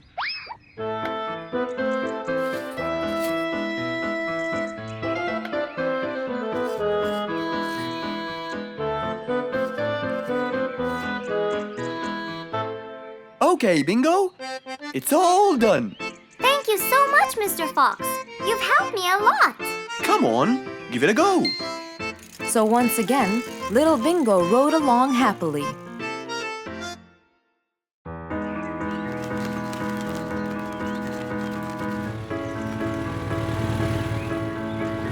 One beautiful spring morning, though tired and sleepy, Mrs. Sharpie the post owl was on her way to Alfie's house to deliver a parcel.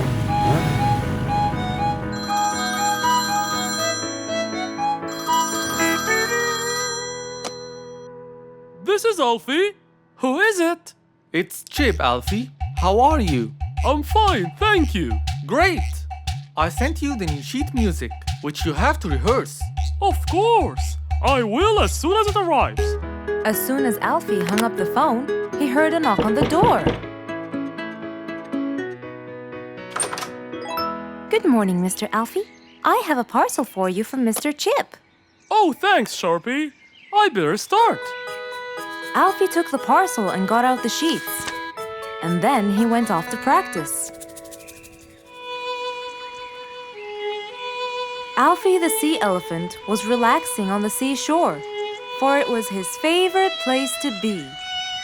He loved playing his violin, but suddenly the strings became so thin.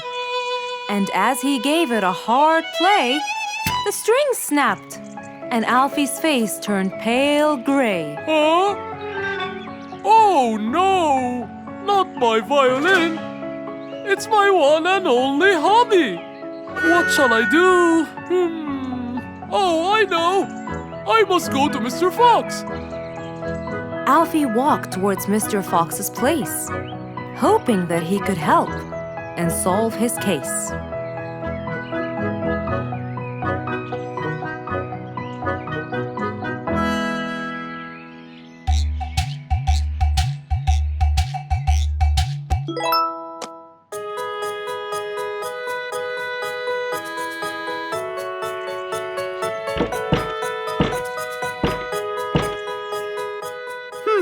I wonder who?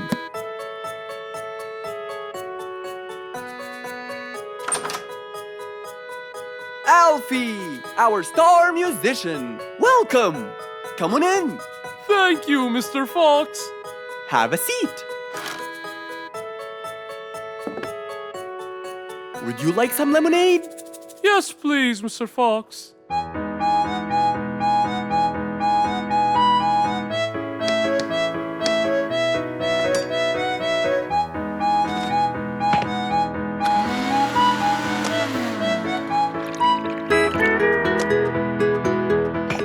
Mr. Fox came back with a glass of lemonade. He gave it to Alfie, then he noticed his violin. Oh, what happened to your violin?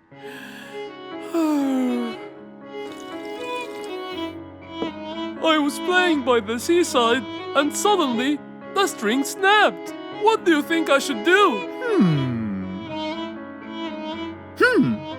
Well, we can simply buy some new strings and change them. I already bought them, but I don't know how to change them. It's my first time. No problem. It's easy. Now let me teach you how to replace them. First, we remove the old string by twisting this till it's loose. Then, we pull the broken string out of its hole. After that, we twist the tuning peg on the other end and pull the other end of the string from its hole as well. See? Now the whole string is out. We insert the thin end of the new string into the hole of the tuning peg. Then, bend the string around the hole like that and fix its other end into the other hole.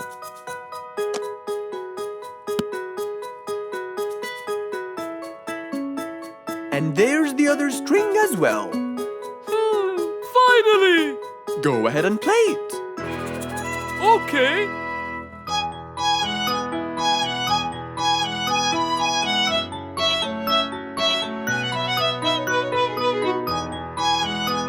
With his violin finally fixed, Alfie walked out the door.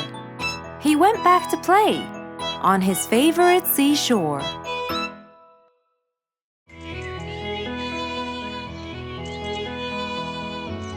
It was a very fine day. In the beautiful month of May, Mr. Fox decided to go for a walk. So, without further delay, he was on his way.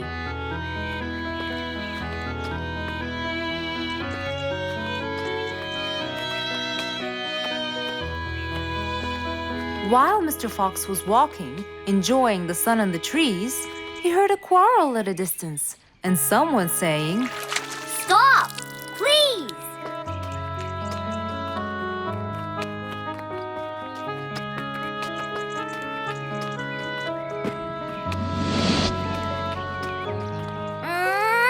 What?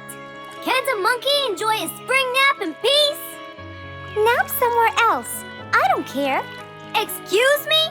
You splash somewhere else. You've got the whole ocean. That's more than enough room. What's going on here? I like it here, and I'm going to stay. You stink! Bingo? Bite me. Bubbles? I gobble you up, but I prefer a healthy diet. What's the matter with you two? I'm calm and happy. I'm just simply awesome. Mr. Fox, can you believe her? Honestly, I don't believe the fact that you two are fighting in this lovely weather. You tell him, Mr. Fox. Such a gloomy monkey. All I want to do is take a nap. Such a gloomy monkey. Such a gloomy monkey. Bubbles, stop that. What's your problem, Bingo? What can I say, Mr. Fox? I just wanted to nap on my hammock. But Bubbles kept splashing water all over me. And it's so irritating. As if. It wasn't on purpose, Mr. Fox. I just wanted to enjoy spring my way.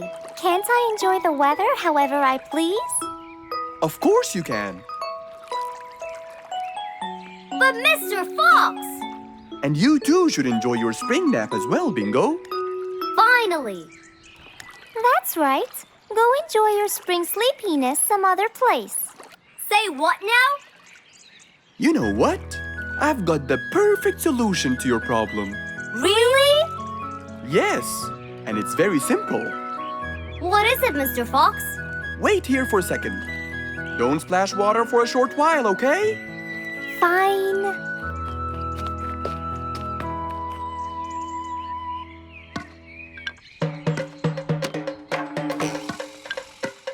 The hammock was very close to the lake. That's why Bingo got water all over him every time Bubbles splashed. But Mr. Fox wasn't gonna let them fight. He had the perfect solution for both their plights. What are you doing, Mr. Fox? Wait and see for yourself.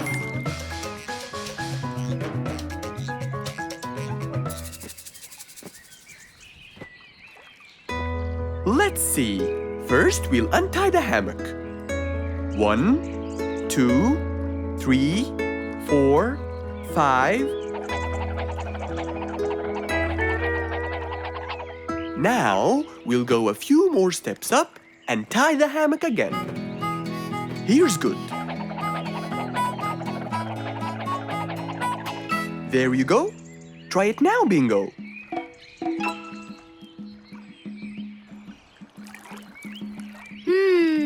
Very comfortable, Mr. Fox. I love it. And the air up here makes me sleepier.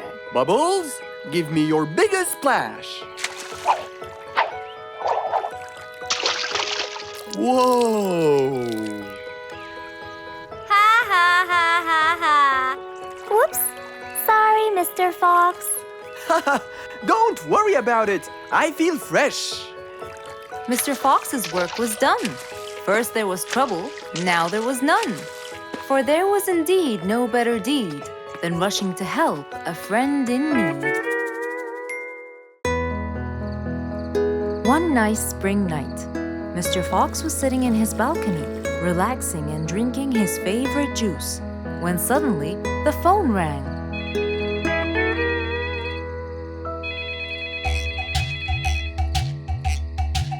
He wondered who would be calling him this time of night.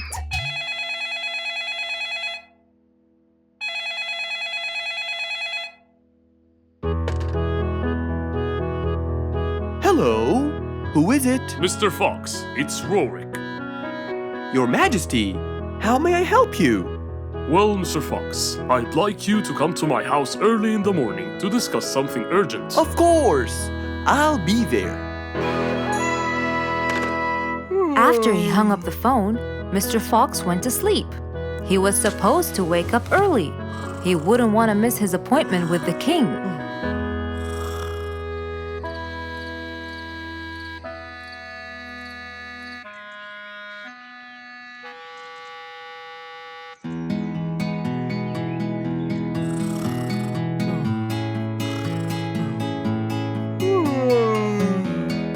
Early next morning, Mr. Fox woke up and went to wash his face.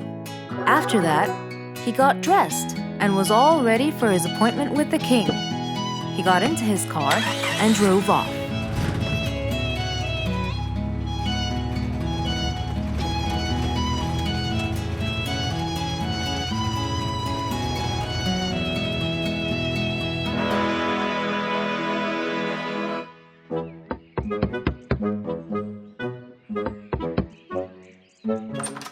Hello, Mr. Fox. One moment, please. Your Majesty, Mr. Fox has just arrived. May he come in? Of course. Let him in. Come in, Mr. Fox. His Majesty is waiting for you. Good morning, Your Majesty. Hope I'm not late. No. You're always on time. How are you, Mr. Fox? I'm fine. And how's our little Frisky? He's fine. A little mischief every now and then. You can never get him to stay in one place. But thanks to your bracelet, we can always find him. Saved us a lot of trouble. It's my pleasure. So tell me about this urgent matter. As you know, our jungle's population has been increasing lately. Indeed. Our population has increased. Yes, but it's getting harder to summon them all to the meeting every time. That's why I called you, Mr. Fox. I need you to figure out a way for me to reach all the animals at the same time. Let me see. I need to think this through. That's okay, Mr. Fox. But please, don't take too much time. Don't you worry, Your Majesty. I will find a solution by tomorrow. As Mr. Fox got into his car to get back home, he thought all the while about the king's request. How could he help the king with his problem? With everything else Mr. Fox has faced, this might be a slightly bigger challenge for him.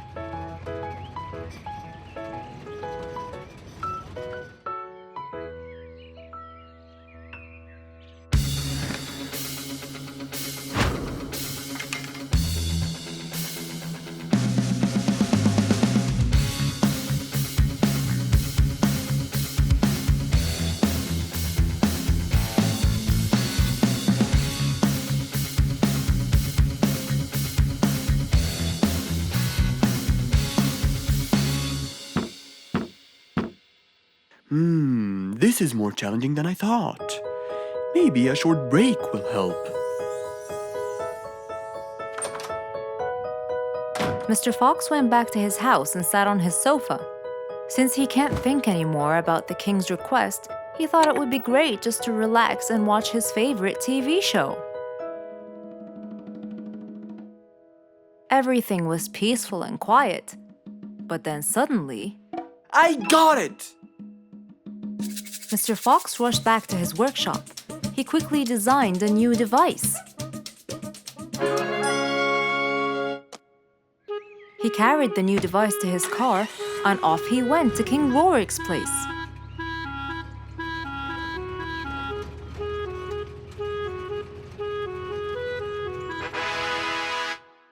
Mr. Fox, I thought you were coming tomorrow. Did you solve my problem? Yes, Your Majesty. This is a solution to your problem. That's great! But what's that, Mr. Fox? This is a megaphone. I made it specially for you. Every time you need to meet the animals, all you have to do is roar into it. Mr. Fox, you're a genius! But be careful. It's powerful. So make sure that no one is around you when you use it. Of course! I can't thank you enough, Mr. Fox. You're a great asset to all of us. It's my pleasure, Your Majesty.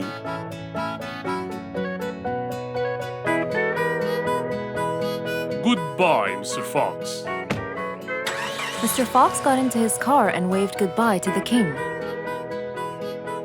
He was feeling happy and pleased. The problem was now solved, and he was able to help out a friend once more. One day, the whole jungle decided to celebrate their new king, Rorik the lion. He was young, active, and picky, and known for his loving spirit.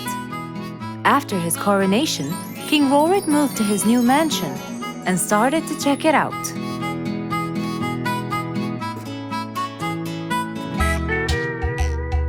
Great! And that's my throne, right? Exactly, Your Honor.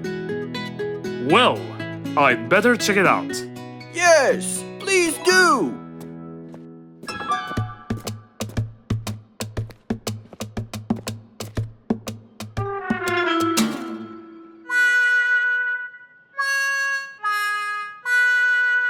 Ah, timber! That's too uncomfortable. But Your Honor, it was made especially for you. Not good enough. With a sad look on his face, Timber went to call Mr. Fox and ask him for help. Meanwhile, Mr. Fox had just finished his morning exercises and was heading back home.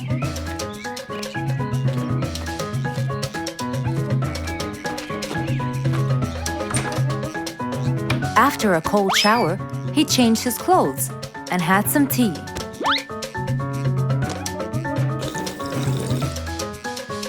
Then, he quickly read about the king's coronation in the newspaper.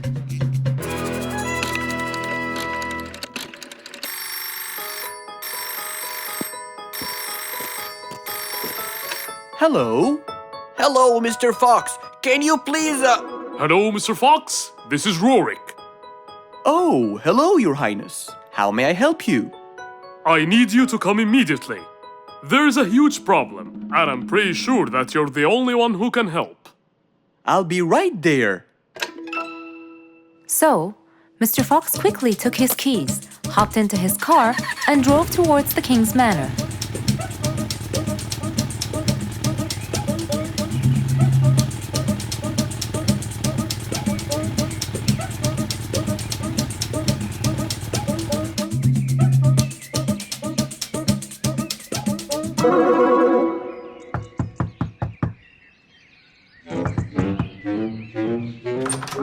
hello, Mr. Fox?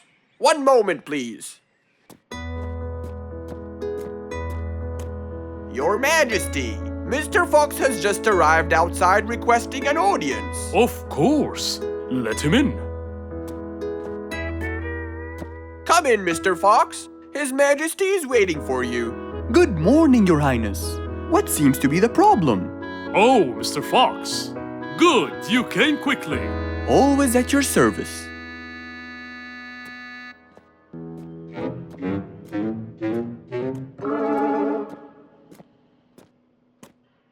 Well, I was at my coronation, and I thought I would check out my throne. But unfortunately, I felt too uncomfortable.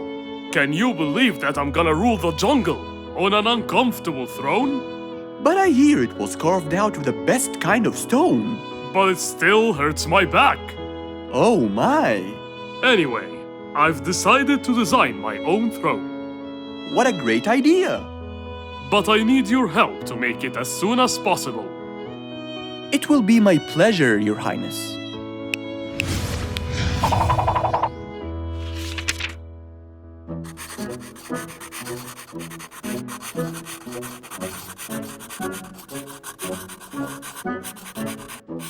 Mr. Fox designed a new throne for the king, but the king didn't seem to like it. I know just the thing for you. Mr. Fox took his tape measure and got to work. He took measurements and made estimations. This wasn't going to be easy, but Mr. Fox was gonna give it a try anyway. He hopped into his car and took off for the jungle store.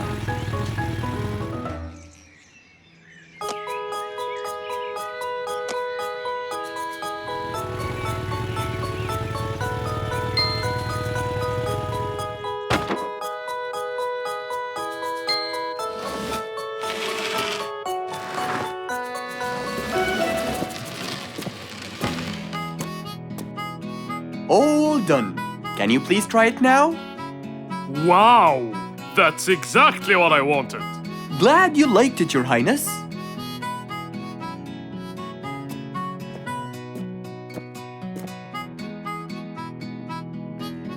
And there you have it, the new king of the jungle.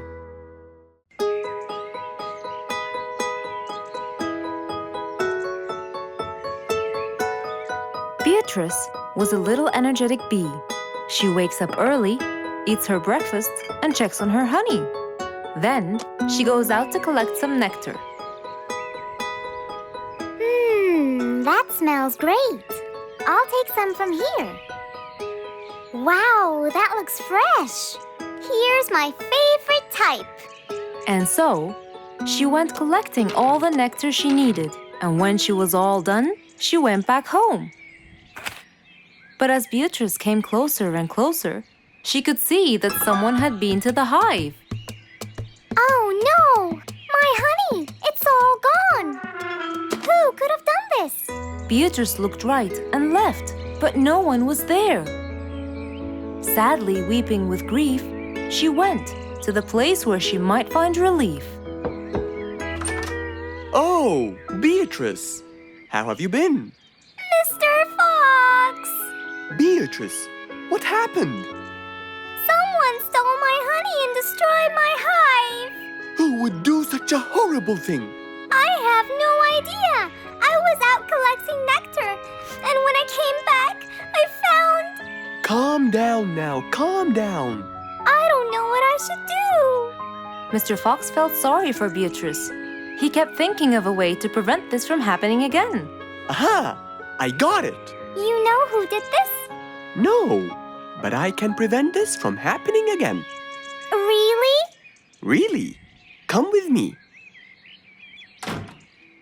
At once, Mr. Fox ran to his workshop. He grabbed some steel, some wooden plates, and his toolbox. He then hopped into his car with Beatrice by his side and drove away.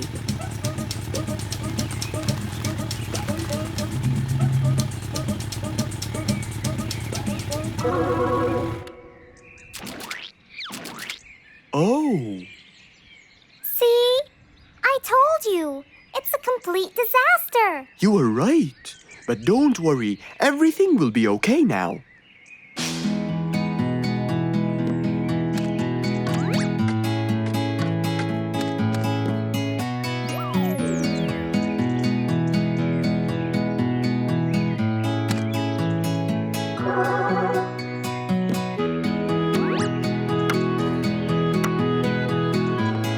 Mr. Fox started to work. He got the wooden plates and built a box out of them, which he put on the tree branch. Then he surrounded the box with steel. He made sure the nails went in properly and made a door for little Beatrice. Now, all done. Wow, it's amazing! Thank you, Mr. Fox. There, take this too. And what's this? This is the key to your hive, so no one would enter without your permission. Really? Oh, I can't thank you enough. Don't worry about it, Beatrice.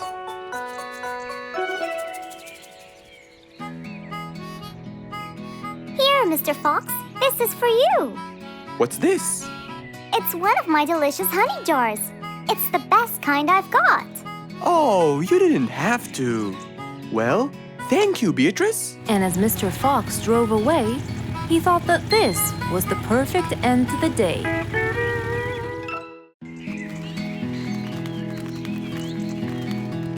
It was a beautiful sunny day. Feeling bright and early, Mrs. Sharpie was on her way to work.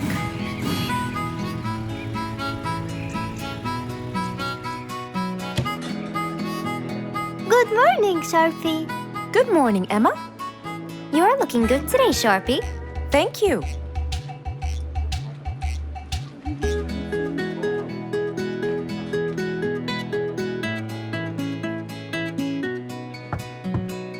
Come in.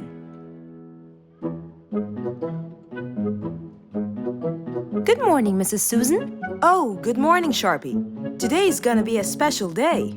I hope so, but why? Well, we have more packages that need to be delivered to their owners on time. And there's a special package for the king. I'm on it, Mrs. Susan. After piling them all up, Mrs. Sharpie went to deliver the packages.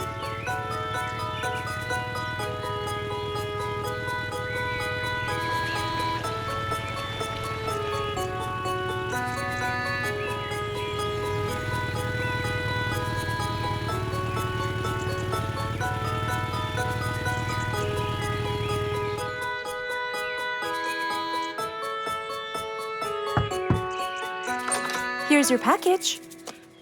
Thank you, Sharpie. Just in time. Looks like delivering the next one is gonna take some time. After safely delivering the package to Mr. Camel, Mrs. Sharpie took off to the opposite side of the jungle to deliver a package for Mrs. Deer.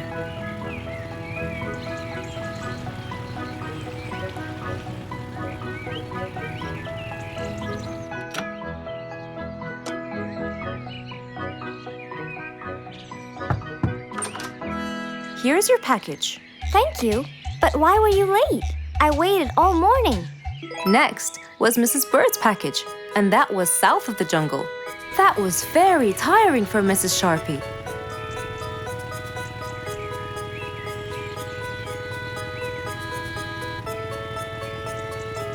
Mrs. Bird! Mrs. Bird! Here's your package. I thought you weren't coming. Thanks anyway. Next was Spike the Dragon.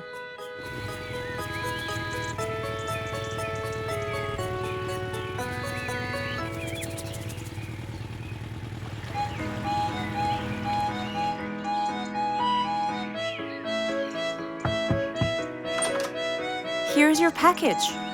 You know, I never thought you'd be late. Oh no! It's the last package I'm delivering today. I hope the king is not too upset that I'm late. Worried and a little scared, Mrs. Sharpie took off to deliver the last package. She was already late as it is. The last package was intended for the king, and after being all over the jungle, will she be able to make it in time? Here you go, Mr. Timber. This package is for the king. Thank you, Sharpie. But the king was worried and a bit upset. Why? Well, he had to wait all day for this package. You're not usually late, Sharpie. He was very upset. My sincerest apologies. I'll be more careful next time. Mrs. Sharpie was very tired and really upset. Having to deliver packages all over the jungle was no minor task. So, she decided to go to Mr. Fox and ask for his help. Oh, hello, Mrs. Shorpy. How have you been? I'm not good at all, Mr. Fox. You have to help me. What happened? I've got a lot of letters and packages, and I keep flying east and west all over the jungle. This won't do, Mr. Fox. I'm so tired. Oh, Mrs. Shorpy, you do look exhausted. Please come in and we'll figure this out together. Would you like a cup of hot chocolate? No, I just want to find a solution, Mr. Fox. Okay. Tell me what the problem is exactly. I get too much letters, so I fly to deliver them. I find that the first letter should be delivered to the western part of the jungle, so I fly and deliver it, just to find that the next one is in the eastern part of the jungle. And when I fly and deliver it there, I find that the one after it is in the north.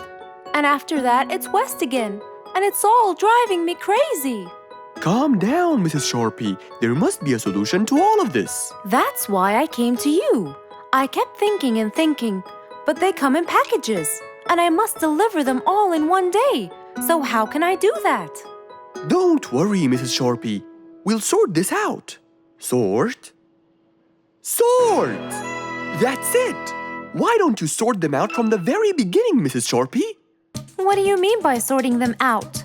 I mean, first, you should read the addresses and sort all the letters that should be delivered north together, and those that should be delivered east together, and so on. And then I'd finish all the north letters together, and the east, and then the south, and then the west, right? Precisely. That's a great idea, Mr. Fox. Thank you so much. Wait, where are you going? I have letters to sort out. Thank you, Mr. Fox. Glad I was able to help you, Mrs. Shorpy. Goodbye.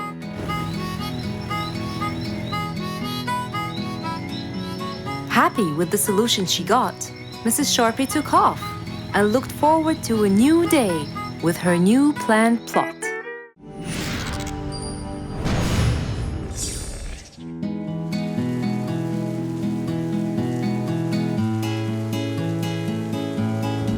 One stormy winter night, when most of the animals stayed warm in their beds and turned off the lights.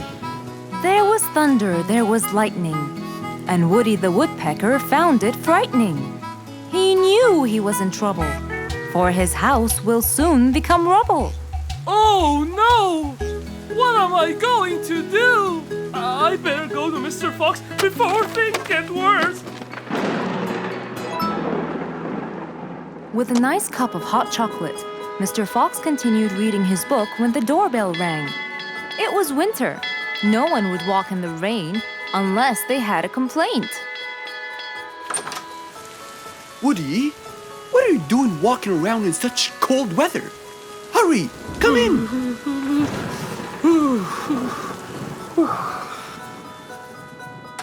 Mr. Fox, I know it's cold, and I'm sure my problems will make you feel bored, but I need your help. Of course.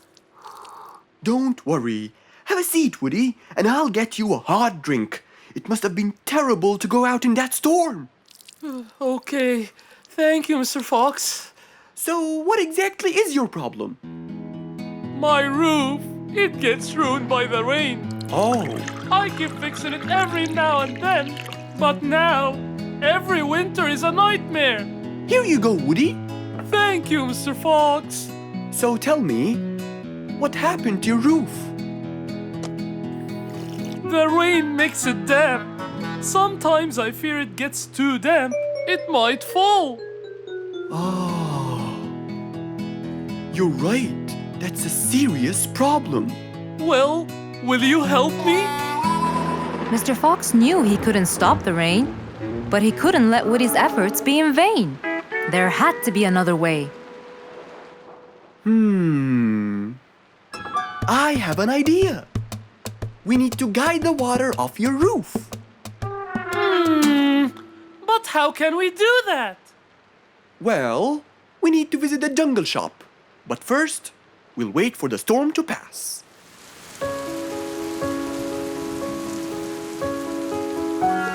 Finally, the storm faded away, revealing a bright, warm, sunny day.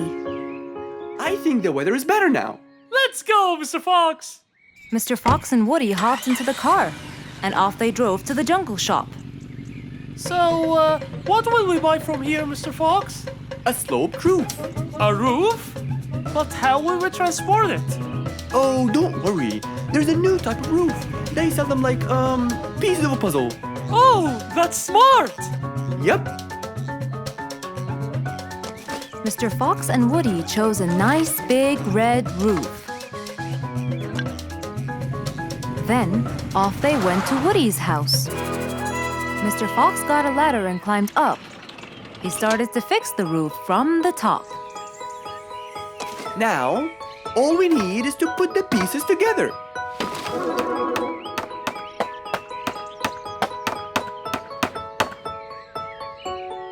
All done. I'm coming down. Wow! It looks great!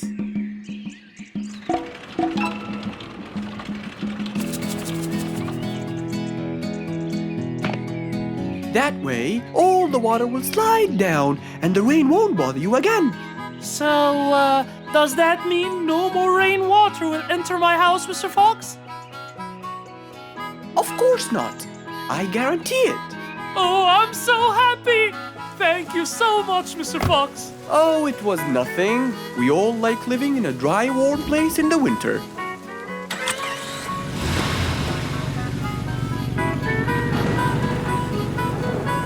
Woody thanked Mr. Fox, for now he could enjoy the warmth and comfort of his house.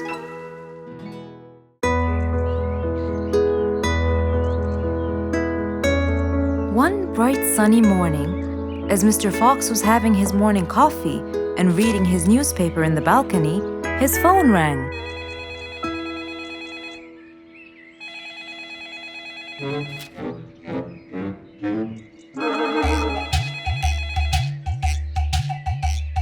Who could it be so early in the morning? Hello? Hello, Mr. Fox. It's Rorik. Oh, hello, Rorik. How are you today? Not very good, I'm afraid. Why is that?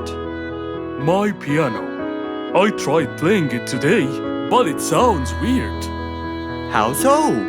I don't know. Could you please come and check it out? Sure, I'm on my way.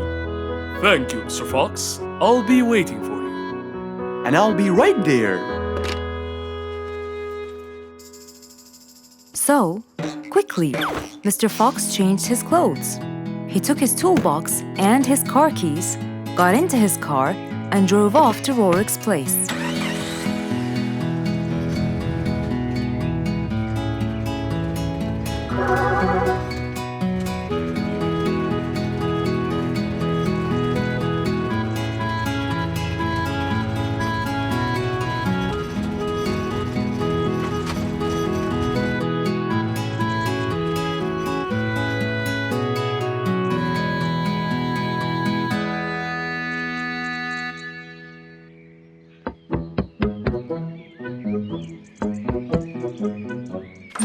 Hello, Mr. Fox. One moment, please.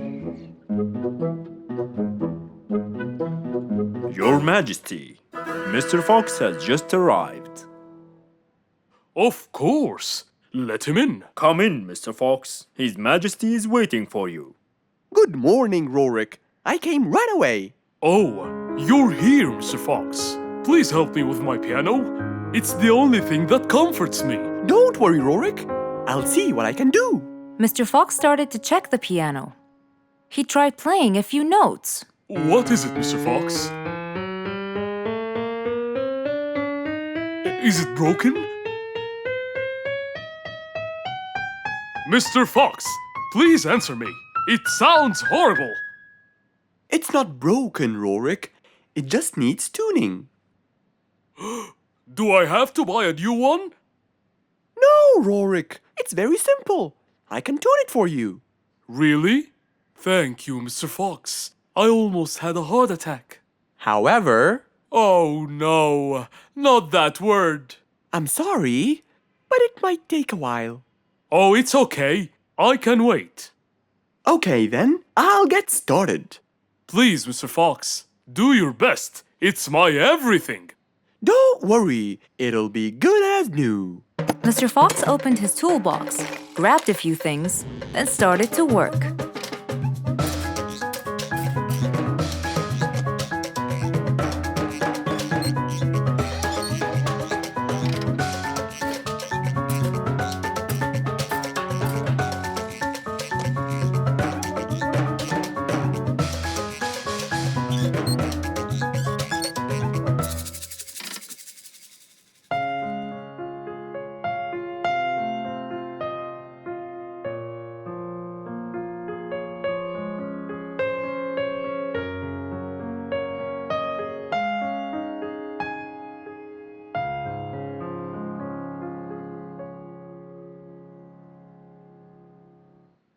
Beautiful.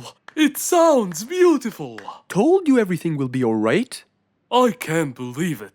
Thank you so much, Mr. Fox. Anytime, Rorik. And with that, Mr. Fox's work was all done. He waved goodbye and drove along happily. He had helped out a friend once more. For helping each other is everything you could ever wish for.